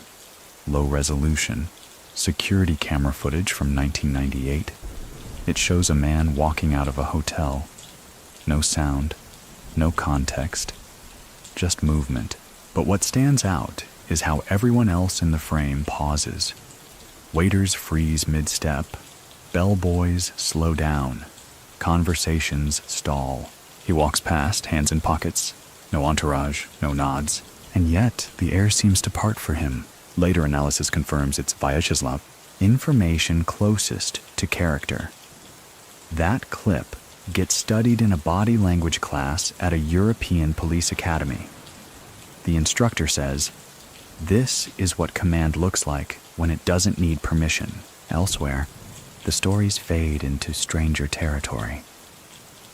One claims he once lived in an abandoned theater for a year, never speaking. Another insists he kept 3 passports with identical names, but different birth years. So even he didn't know which was real. A popular one? That he never died. That the man buried under his name was a body double. That Vyacheslav now lives quietly in a fishing village in northern Japan. growing herbs and watching the sea roll in with the same patience he once reserved for Manhattan's chaos. The theories contradict themselves, which is exactly how he'd prefer it. In an obscure crime novel published under a pseudonym, a character appears, thinly veiled, clearly modeled after him. The book is banned briefly, then allowed back into circulation. In interviews, the author says, "I didn't write him. I transcribed the silence where he should have spoken. There's a saying now in the underworld, don't try to be Yaponchik, just try not to embarrass his memory." That's how deep the presence goes. A memory you can offend, a silence you can't fill, and perhaps that's the final measure of his power. Not how long he lived or how much he controlled, but how thoroughly he refused to vanish, even after doing exactly that. By the time the 2010s arrive, Vyacheslav Ivankov has been gone for years, but he's still arriving in conversations, not as breaking news, not as a headline, but as a kind of punctuation, a pause, a sentence ender that carries more weight than the words that came before it. In Samara, an old-school thief explains to his nephew how a deal should be done. He finishes with, "That's how Yaponchik would have done it." In Tel Aviv, an ex-bodyguard recounts working security for a nightclub rumored to be blessed by Vyacheslav. He never saw him, but I could feel he'd been there. In Berlin, a journalist writing on transnational crime networks notes in passing, "Every modern Russian syndicate either feared, studied, or misunderstood him. The legend becomes less about the man and more about the silence he engineered, the restraint, the chill that made smarter men cancel plans. But where stories usually inflate in the telling, his compress. They become cleaner, sharper, more precise. Like him, information closest to character. A framed photo hangs behind the bar at a small jazz club in Riga. It shows a table of men in wool coats. One of them, half-shadowed, holds a teacup. His expression unreadable. The owner of the club won't say who he is, but he polishes that frame once a week, without fail. Back in Russia, a new generation of crime lords has risen. They are younger, faster, richer, and far more fragile. Most don't know how to survive the long game. They're addicted to the sprint. They spend fortunes on visibility, branding themselves like businesses, wrapping blood in logos. One tries to invoke Vyacheslav's name during an interview with a crime blogger, says something like, "We're the new Yaponchiks." The backlash is swift, quiet, but brutal. Old allies vanish, investments pull out, rumors begin to swirl. By the end of the year, he's seen leaving Moscow in the back seat of an unmarked car. The next day, his top lieutenant announces a temporary restructuring. Lesson learned, because some names are not tools. They're boundaries, and he was the last real one. Historical fact. Despite the mythos that now surrounds him, Vyacheslav Ivankov was not universally beloved within criminal circles. Many saw him as too independent, too cerebral. But even his detractors acknowledged one thing. He survived eras that devoured others whole. In Brighton Beach, his photo surfaces briefly in a shop window. Someone's tribute, perhaps. It stays up 3 days before being removed. No one claims responsibility for putting it there, or taking it down. People just nod when you mention it. Like the tide came in and left behind the shape of a footprint it had no business preserving. Many people still think he could have ruled more openly, taken full control, built a lasting empire. But what do you think? Can a man who understood balance choose chaos and survive it? A woman, who once served him tea at a now-closed cafe, recalls the way he would look out the window, not scanning for enemies, not bored, just looking. She once asked him what he saw. Movements, he said. Some loud, some not yet. She still keeps that teacup. Never washes it. It sits behind glass. Information closest to character. A private collector in London claims to have acquired Vyacheslav's final notebook. In it, no names, no plans, just dates. Most from the past, a few from the future. One of those future dates coincides with the sudden collapse of a Belarusian smuggling ring in 2017. The facts blur, the edges soften, but the temperature around his name never changes.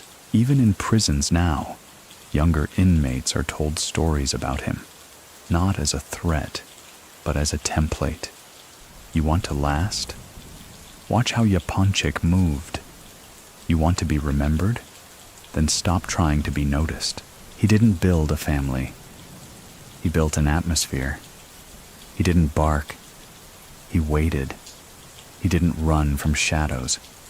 He taught them how to walk, and by the time the world noticed he was gone, he had already become a weather pattern. So here, near the midpoint of our long night, we pause. Not to mourn, but to feel the stillness, to listen for the echo, to inhale the silence and remember that once, just once, there lived a man who could hold a room without ever raising a finger. Fade out, long breath, let the weight settle gently. There's a calm that drapes itself over certain kinds of nights, the kind where the air feels thick, even when it's cold, and the only thing louder than your footsteps is your own hesitation.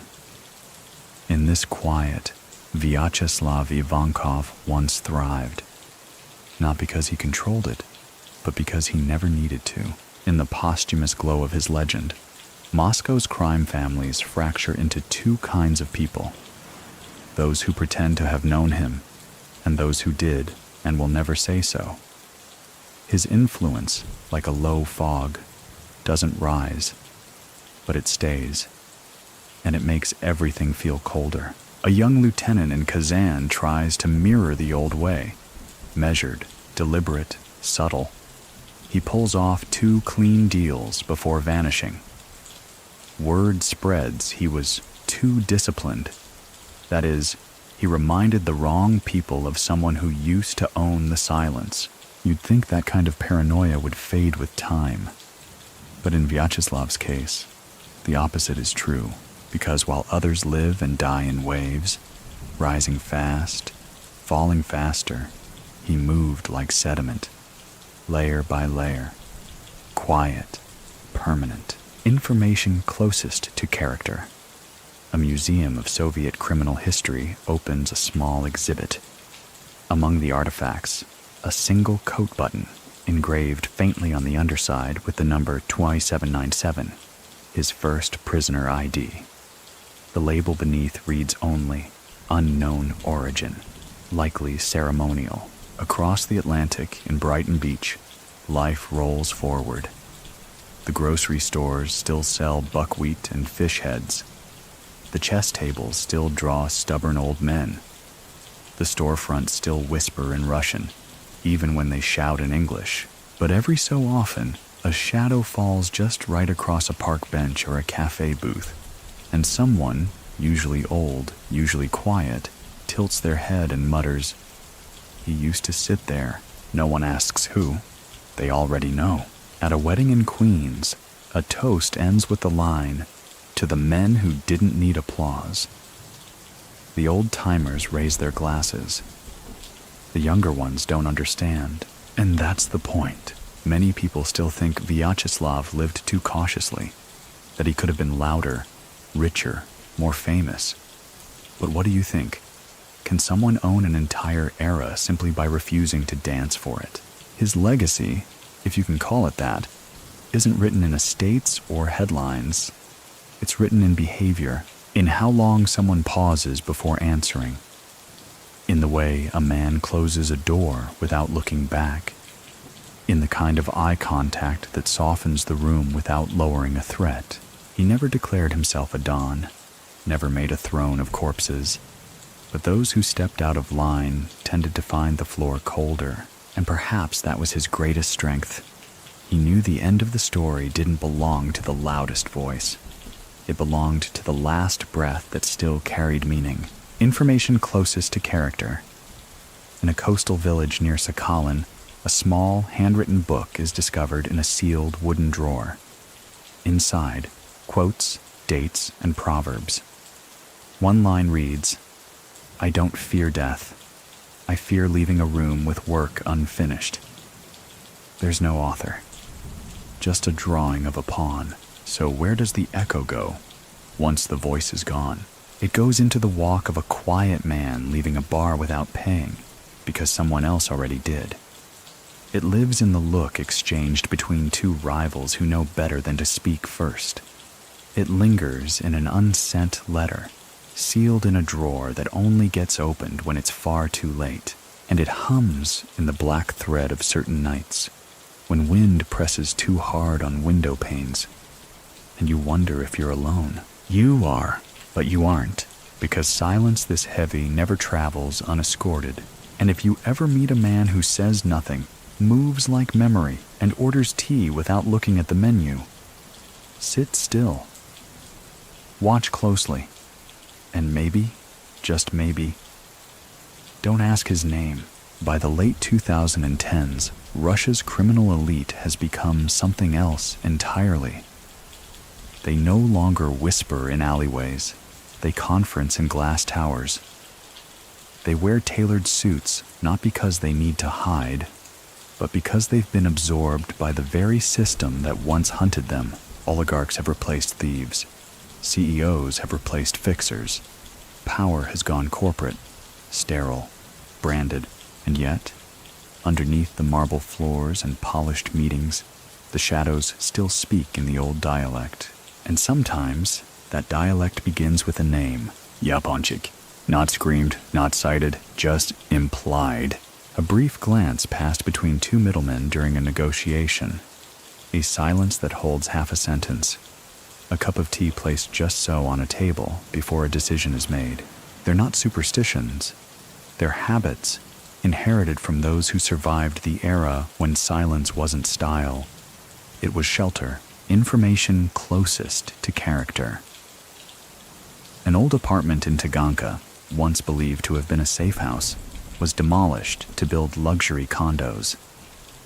During demolition, workers uncovered a hollow wall with nothing inside but a single chair and a note folded beneath its legs. It read, "You waited. That is enough."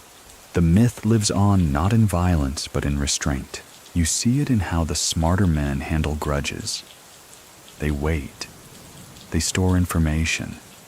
They collect apologies like IOUs. They never go for the throat when they can rearrange the room instead. That's the real inheritance.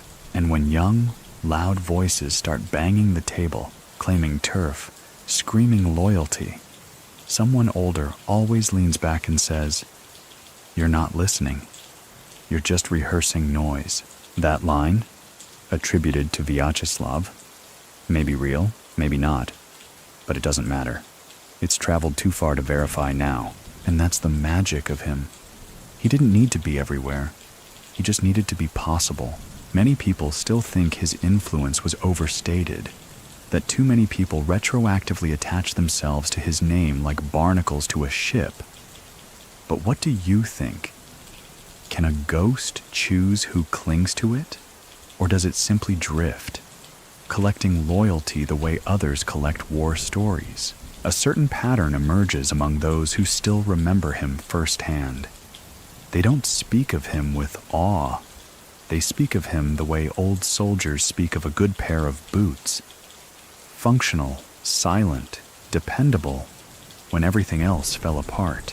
One man, a retired fence now working in a small electronics repair shop, says, "You know what he taught us? That dignity doesn't ask permission. It just stands up." The man fixes a cracked phone screen while saying it. Doesn't look up. Doesn't need to. Information closest to character. In a public restroom in Saratov, the walls are covered in graffiti. Among them, scrawled in faded blue pen above the mirror, is a line in blocky Cyrillic. Don't run if your feet aren't asking. Locals believe it's a quote from an old prison manual. Others claim it came from him back in Brooklyn. The last cafe where Vyacheslav once sat closes down. The building is gutted, turned into a boba tea shop with pastel walls and lo-fi playlists. But before the renovation begins, a worker finds something wedged deep behind a baseboard. A single playing card, the Queen of Spades. Folded once, no one claims it. They frame it, hang it above the bar. Most customers think it's an art piece, but an old man who walks in once a week just smiles at it and nods. He never orders. He just sits, then leaves. There's no plaque, no explanation, just presence, and sometimes that's enough. One night in a villa in Spain, an aging money launderer toasts to the ones who never sold their own silence. No one asks who he's talking about. They all raise their glasses. Some legacies spread like wildfires, quick, bright, destructive. But Vyacheslav Ivankov's was more like a low-burning coal beneath the floorboards. You didn't always see it, but if you stood in the right place, you'd feel the heat, and that heat never fully went out. Years after his death, a new generation of power brokers emerges, not in back rooms, but in offices. They speak in legalese, deal in cryptocurrencies, hire consultants instead of enforcers.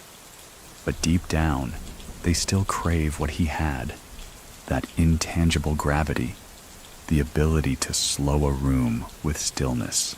So they study, they mimic, they rewatch grainy footage of him walking, pausing, folding a napkin with precision that felt ritualistic. One man even hosts a seminar in Warsaw titled Command Without Volume, the Ivankov School of Presence. He wears a gray suit. He serves tea. He begins the lecture by saying nothing for a full 60 seconds. Everyone listens. Information closest to character. At the front of his lecture, the presenter places a single white pawn on the podium. He says it belonged to Vyacheslav. When asked if that's true, he responds, "Would it matter less if it wasn't?" Meanwhile, in Russia, a journalist attempts to trace the true financial impact of Vyacheslav's decisions during his brief post-prison years. Offshore movements, collapsed shell companies, the sudden realignment of silent partners in ports across the Black Sea. The article never gets published, not censored, just quietly pulled. The journalist leaves for Turkey, no announcement, and many people still think he left because the data didn't add up. But what do you think? Can numbers ever map out a man who kept all his ledgers inside the way people remembered him? In a country house outside of Nizhny Novgorod, a dying fixer recounts a moment from 1987. Vyacheslav, seated at the edge of a bed, tying his shoes in perfect silence. Another man had just been shot 2 rooms away. The fixer had asked, "Should we run?" Vyacheslav looked up and said, "It's not us who needs to move." The fixer says that line changed him, made him think differently, made him wait for silence before responding to fear. He dies 2 days later. His last word, stillness. Across Europe, a surge of nostalgic criminal memoirs floods the market. Everyone claims a connection. Some are real, most aren't. But they all agree on one thing. Vyacheslav Ivankov didn't just move through systems. He rewrote their rhythm. One writer compares him to a conductor who never needed a baton. Just presence. Information closest to character. A declassified FBI memo from 1996 states, "Subject Ivankov displays unusual ability to command influence without directive. Unclear if subjects follow him due to respect, fear, or anticipated alignment of silence." Even today, it's quoted in lectures as a perfect example of bureaucratic confusion meeting existential mystery. In Georgia, a former smuggler sits beneath a lemon tree. He's old now, mostly deaf, but his eyes sharpen when a young relative brings up Japonchik. "Don't say it lightly," he snaps. "You say that name with water in your mouth." The boy laughs until he sees the look in the old man's eyes. Then he stops. Later, when asked why that name carries so much weight, the smuggler shrugs. Because he didn't throw it around like loose change. It's not just criminals who recall him. A retired intelligence officer, speaking at a closed-door security seminar, calls him a systems-level operator. Says he was the rare figure who understood how pressure, trust, and doubt could be currency. He didn't leak, he displaced, the officer says. And that's much harder to track. There's something poetic about it. The man whose voice was rarely raised now echoes more loudly in death than most ever do in life, not through monuments, not through documentaries, but through behavior, in how someone passes a note, in how a debt is acknowledged without being spoken, in how a deal gets closed before it's even offered. And in that in-between space, between offer and acceptance, between suspicion and silence, that's where he still lives. Time has a strange way of rearranging the truth, especially when the subject never confirmed it to begin with. Vyacheslav Ivankov, years into the rear view, becomes less of a man and more of a method. In the quiet mechanics of criminal order, there are now rules attributed to him, none written down, all enforced through nods, glances, and the occasional sudden withdrawal from a deal. They call them Japonchik's edges. Rule 1. Never finish a sentence if the silence already agrees with you. Rule 2. If they expect you to move, don't. Rule 3. If someone asks you if you're dangerous, smile. Information closest to character. In a private WhatsApp group for security consultants in Eastern Europe, the phrase Edge 2 is often used as shorthand for staying still during negotiation. It's never explained. Those who understand simply nod. Meanwhile, in old prison camps long since abandoned, former inmates still tell stories about a man who won his fights without throwing punches, who mediated gambling disputes with a look, who once got an officer reassigned just by letting slip that he seemed tired lately. Some say he used to plant false rumors just to see who would bring them back, and then, depending on the tone, decide who would leave the circle and who would come closer. Tests wrapped in tea, one ex-cellmate calls them. Not long ago, a documentary filmmaker attempted to produce a 6-part series on the global rise of Russian organized crime. His first episode focused on Ivankov. The episode never aired. Funding was pulled. The production company issued a vague statement about narrative realignment, but an editor leaked a rough cut.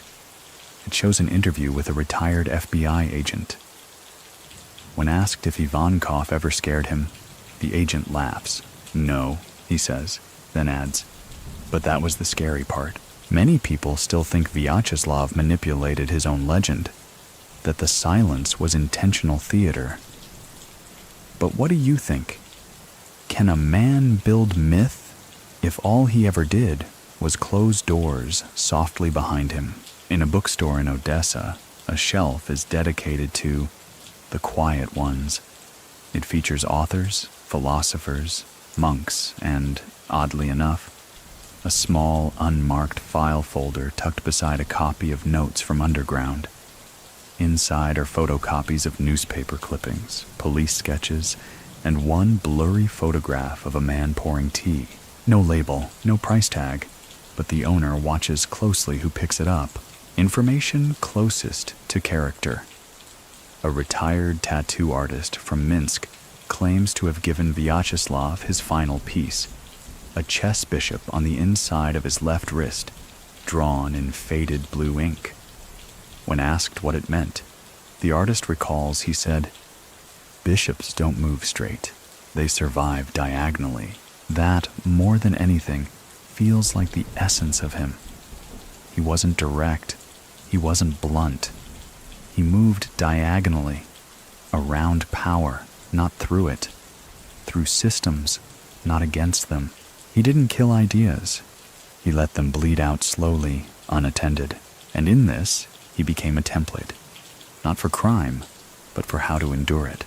You see it now in international dealings, in smuggling routes that mimic the shapes he once drafted on paper napkins, in the way certain players delay decisions just long enough to appear wise instead of weak, and in the precision of silence, there's always the sense that he's still editing the room. Back in Russia, a new generation of criminals turns to flashy tech, digital currencies, encrypted apps. But in the corner of a quiet cafe in Yaroslavl, a young man uses a pen and a napkin to explain a shipment schedule to an older associate.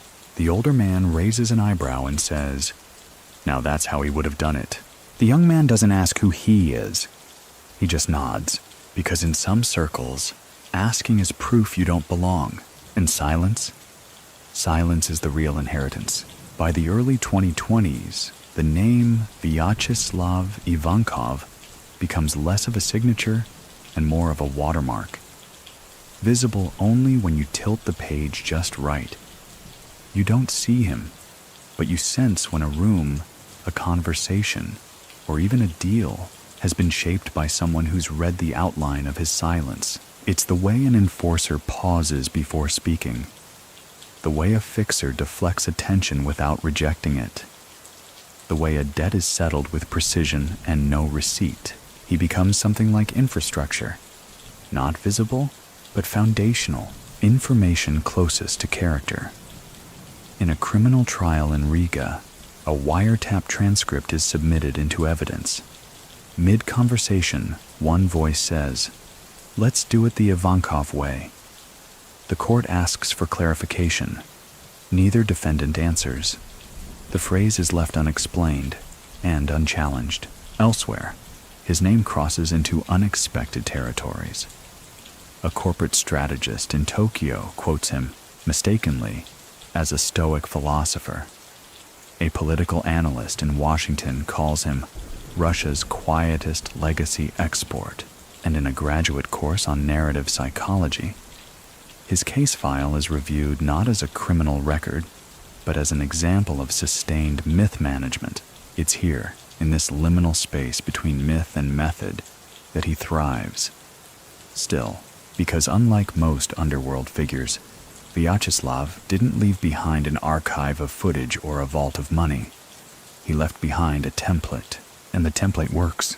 A small-time trafficker in Romania avoids a massive bust by doing one thing, changing nothing. Not his car, not his routes, not his timing. When asked why he didn't panic, he says, "Yaponchik never moved until the floor got too loud." No one teaches that in training manuals. Many people still think the criminal world only respects chaos and fear. But what do you think? Can someone rewrite the rules simply by never breaking their own? Information closest to character.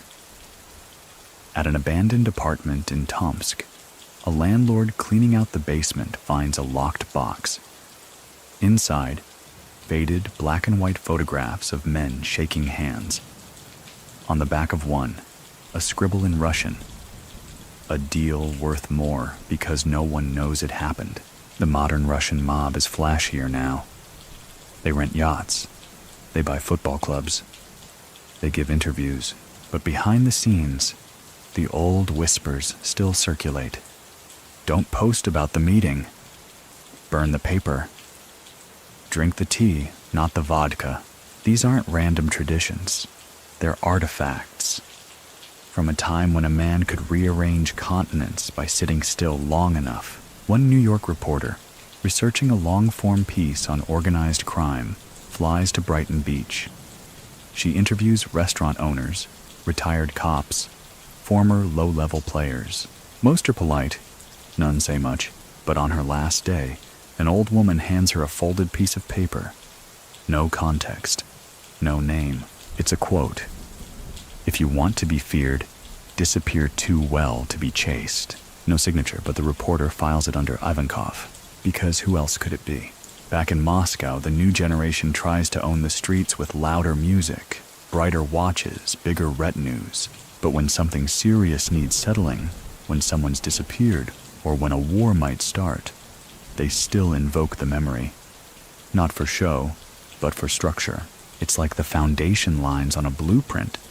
You don't see them in the finished house.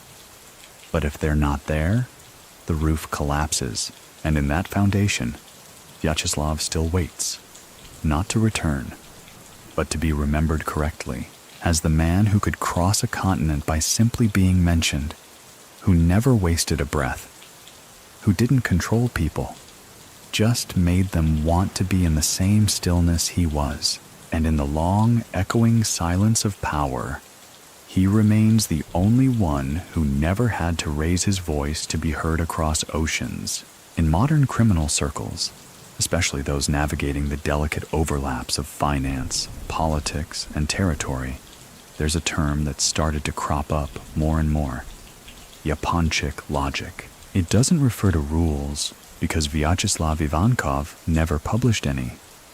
It doesn't refer to law, because law was a language he translated, not followed. It refers to behavior, a man waiting until his enemy makes the second mistake. A deal that expires not when the clock runs out, but when the silence is broken. A favor that becomes a ghost, never owed, never forgotten. Information closest to character. In a private London negotiation between two rival Eastern European transport syndicates, the mediator reportedly holds up a napkin with a single dot in the middle. Yaponchik logic, he says. No one asks what it means. A deal is reached in under 15 minutes. Meanwhile, in academia, his name is showing up in strange places. Not in textbooks, but in margins, on the syllabi of criminology courses, in whispered comparisons during case study debates. One professor writes in a footnote, "There exists a behavioral model of leadership that neither demands authority nor refuses it. Ivankov appears to have embodied this model long before it had a name. The idea of criminal diplomacy, once a contradiction, is now considered a legitimate field of study, and Vyacheslav, the reluctant diplomat, is the unwritten curriculum."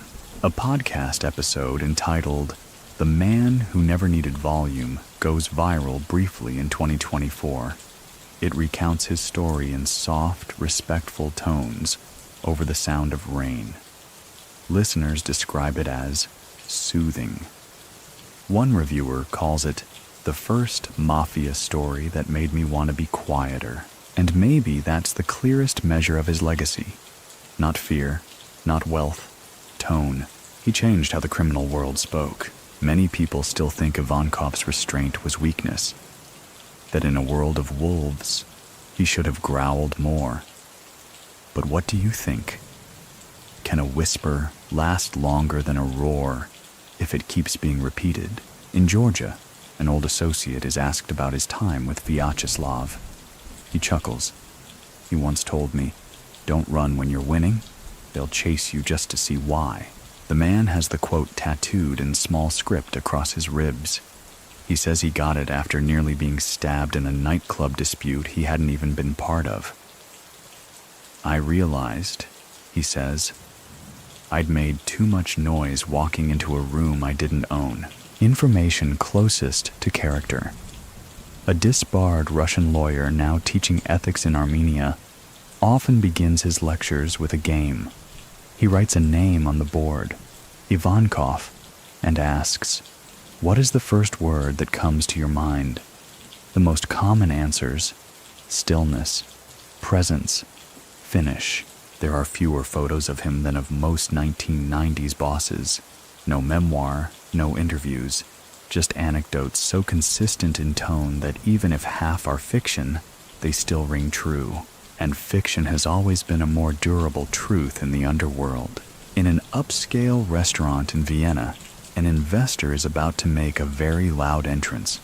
Expensive watch, loud voice, a name-dropping swagger. Before he reaches the bar, an older man places a folded napkin in front of him. Just leaves it there. The younger man slows.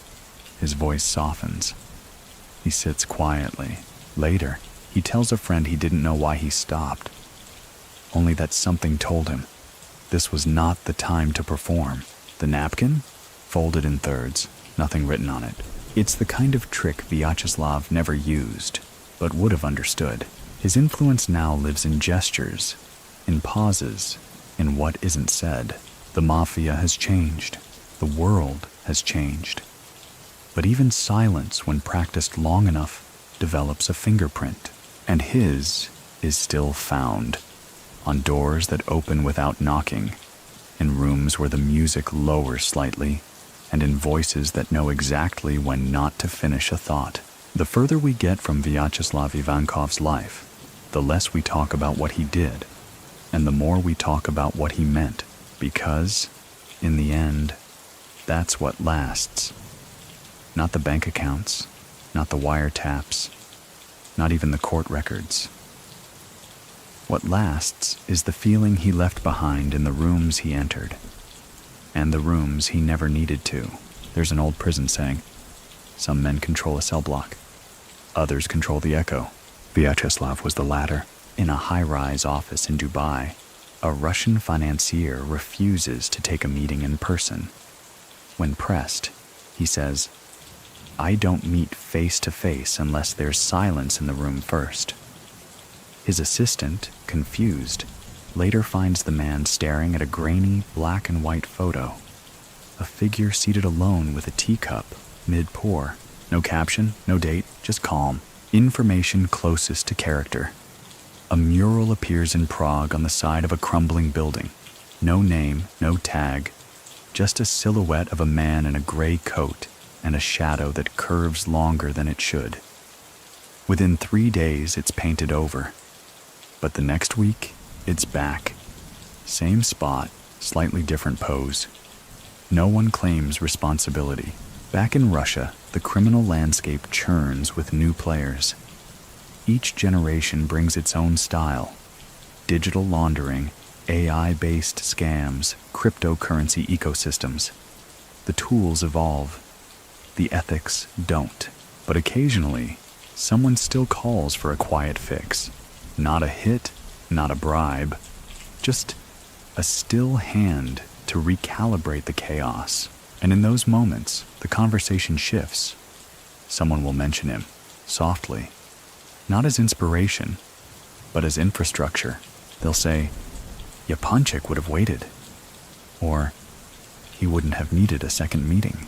Sometimes that's all it takes to cool a hothead. Many people still think the reverence is overblown, that no one deserves that kind of memory. But what do you think? Can a legacy built entirely on tension hold longer than one built on gunfire? There's a rumor in Paris, whispered in old Georgian cafes, that Vyacheslav once said, "Every man has 2 clocks, one for the world and one for himself. When they match, leave the room. No one knows if it's real, but it sounds like him, and that's enough." In Tel Aviv, a retired weapons broker tells a story he swore he'd take to the grave. He once tried to double-deal Vyacheslav on a shipment of forged IDs. No violence occurred. No threats were made. But for 3 nights afterward, the broker received unmarked envelopes with blank sheets of paper. No sender, no words, just empty weight. On the 4th night, he slept soundly. Nothing arrived. He's never lied in a deal since. Information closest to character. A copy of Anna Karenina sits in a second-hand bookshop in Brooklyn. The inside cover has a scribble. Read until the pause matters more than the plot. In a world where speed is worshipped, Vyacheslav's lasting impact is this. He made people wait. Not through dominance, through presence. He reminded those who forgot that silence could be sharper than cruelty, That stillness could move people faster than panic. And that real power? It never needs the room to know you're there, because it already knows how the walls breathe without you. So, in this age of noise, where every move is broadcast, where ego sells faster than truth, his name remains a soft, deliberate tap on the shoulder, an uninvited reminder that somewhere in the past, a man proved that control didn't require proof. Just pause, and the kind of silence that makes other men nervous. There's a certain kind of silence that doesn't fade. It just sinks deeper. You don't hear it in the chaos of daily life. You hear it in the moments between. The crackle of a cooling car engine after a long drive. The hush that follows a conversation that didn't end well. The pause between knock and answer. That's where Vyacheslav Ivankov lives now. Not in memorials, not in biographies, but in spaces that people don't talk about, because his was never a story you could tell in a straight line. It didn't have a climax, no final act, no courtroom confession or rooftop standoff. It just thinned out, like smoke, or better yet, like light slipping out of a room with no windows. In Istanbul, a man is arrested for fraud. His laptop, when decrypted, reveals no names, just codes, maps, and one folder labeled Why. Inside, a series of audio recordings, all ambient sounds, conversations in restaurants, chess pieces being moved, a single cup being set down on ceramic. Each file is time-stamped, each named after a different city. No voices, just pressure. Information closest to character. When pressed during interrogation, the man said, "I was trying to learn how he paused. I figured if I could record the spaces between what he said, I'd understand what made people stop talking around him." And that might be the final lesson. Vyacheslav didn't operate like a man. He operated like atmosphere. Many people still think that's an exaggeration, myth baked in by memory. But what do you think? Can someone bend behavior so subtly that remembering them feels like recalling the weather during a difficult conversation? Back in Brighton Beach, an elderly man runs a watch repair shop. He refuses to use digital clocks, says the hands should move like people, slow, deliberate, precise. He claims one of his customers was Vyacheslav. Never brought the same watch twice, but always left with the same nod. One day, a teenager asks why he keeps a broken watch in the corner case, one stuck permanently at 3:19. The old man replies, "That's when he walked in the last time. Time never moved right in here after that." In a prison in Slovakia, a tattooed man requests a copy of The Art of War. Not to read it, he just tears out a page, folds it 3 times, and places it under his mattress. He says he doesn't sleep well unless he's got strategy under him. Then he laughs. Japonchik would understand. A woman in Warsaw runs an art gallery with a single installation. A room of white walls, 1 bench, and a slow dripping kettle. No labels, no titles. She says it's an exhibit on control. It's called Unfinished Presence, information closest to character. In a rare court transcript from the 1990s, a witness testifying against Vyacheslav is asked why he took a deal to settle quietly. He replies, "Because silence walked into the room before he did. And that was enough." It's hard to say how many people Vyacheslav saved, or destroyed, or redirected, because the changes he made weren't marked in body counts or bank statements. They were marked in what didn't happen. The deal that didn't fall apart. The man who didn't run. The bullet that stayed sheathed, and in the decades since his quiet departure, that's what lingers. The moments that calmed themselves. Because someone, had already calibrated the air. You don't teach that kind of influence. You don't earn it in a year. You carry it. And if you carry it well, you never need to name it. People just adjust. In the most remote places, The border towns, the half-lit corners of night markets, the docks where paper trails go to drown, people still talk. Not often, not loudly, but sometimes, with just enough gravity to suggest that Vyacheslav Ivankov never really left. They don't say it like a fact. They say it like weather. Feels like a Yapanchik kind of night. Something's off. He'd be watching by now. Close the file. He wouldn't like it open this long. They don't mean it literally. And yet, in Johannesburg, a shipment of mislabeled arms is intercepted, thanks to a tip that came from no registered source. The call was traced to a decommissioned payphone in Kyiv. The officer who received it never caught the voice. He just remembers the phrase, "He's not the man you think he is." Check the second crate. In Chicago, a cold case investigator reopens an old file tied to 1990s extortion. The notes reference the quiet one. His supervisor glances once and says, "No point. That case solved itself already. Information closest to character." A retired federal agent keeps a chess set in his study. Every morning, he resets the board, except he removes one piece, the bishop. He says that was his move, always diagonal, never direct. The old guard continues to age out. Many are dead, others are broken, their power turned inward. But their stories, especially the ones about Vyacheslav, don't weaken. They sharpen, refine. Now they're cleaner, like parables. One such parable, a courier once found himself between two armed factions in a basement. No weapons, no leverage, just a message to deliver. He pulled a folded napkin from his pocket and set it on the table. It wasn't from Vyacheslav, but everyone thought it might be. No shots were fired. Many people still think the fear was irrational, that Vyacheslav never made a single threat that could be proven. But what do you think? Can fear built from precision be more persuasive than fear built from violence?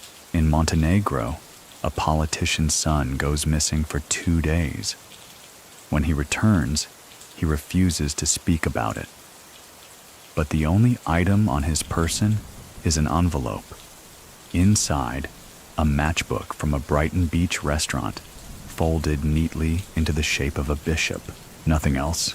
The restaurant burned down in 2001. A scholar researching Russian prison culture once compiled a list of figures whose influence exceeded their roles. His criteria?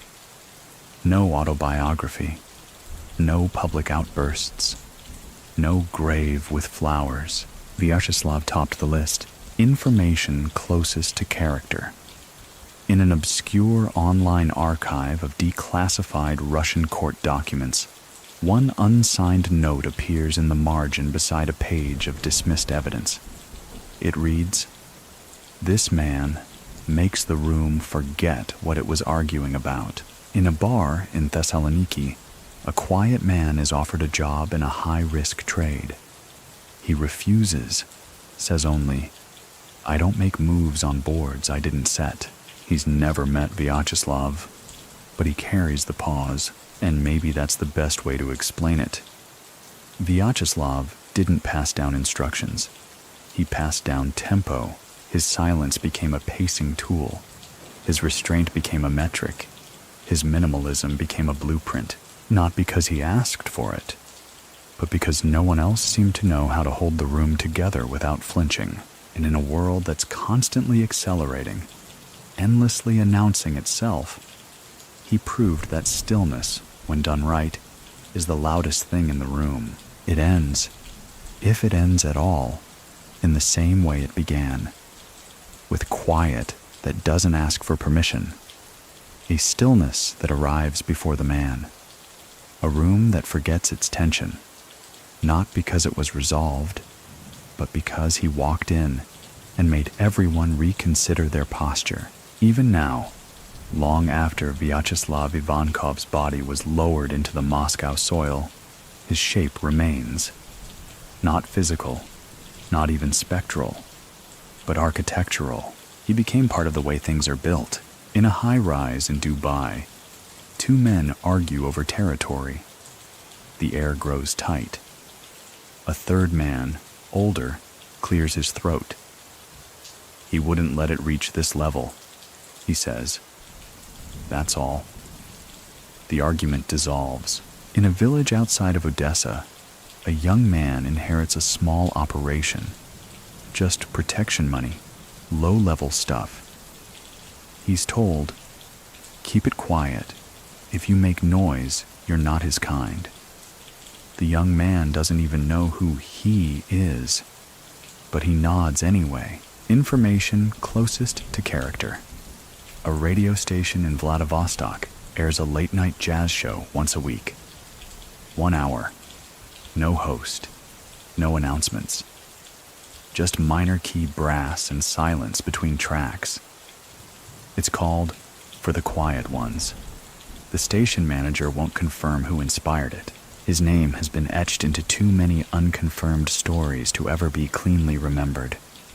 But the funny thing about legends, especially the quiet ones, is that they don't care. Vyacheslav Ivankov never wanted to be understood.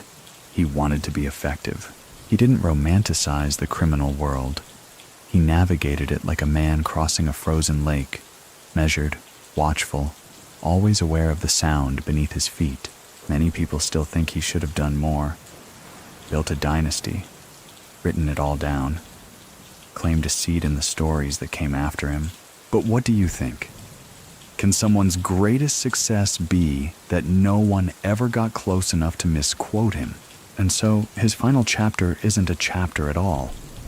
It's a recurrence. A man folds his hands before speaking. A woman ends a negotiation early because it felt off. A group of men, each armed, each owed something, decide, without speaking, to cancel the meeting. That's him. Still at the table, still in the shadows, still the most present absence in the room. He is not venerated. He is not celebrated. He is simply remembered in nods, in silences, in unfinished sentences, and maybe, in the end, that's the perfect echo. Not the ghost of a man, but the way he trained the silence to speak for him long after his footsteps had faded. Word count, 2100. End of section 25, beginning wind down, 300 words. Let's slow everything down now. Ease the tension from the room, from your breath, from the edges of your thoughts. Wherever you're resting, in bed, on a couch, on a late train, rocking gently between stops, just let yourself feel still. Tonight's journey took us through cold streets, quiet rooms, and places where power didn't shout. It simply entered, and that was enough. We followed a man, not for his fame or his firepower, but for the way he mastered stillness. A man who lived between words, between movements, between the things most people rush to fill. Maybe there's something comforting in that. The idea that quiet can be powerful. That calm doesn't mean surrender. That you don't have to answer every challenge with volume. You can just pause. Let the room adjust. Let the world tilt back into place around your breath. If your mind is still moving, let it drift. Not forward, not back. Just sideways, like the diagonal paths he walked. Through shadows, through memory, through years that didn't ask to be remembered but still echo in small choices. And as you settle deeper into your own silence, remember, not every legacy is built on sound.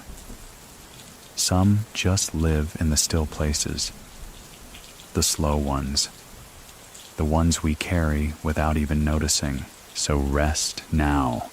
Let the echoes fade. Let the silence finish the story for you. Sweet dreams.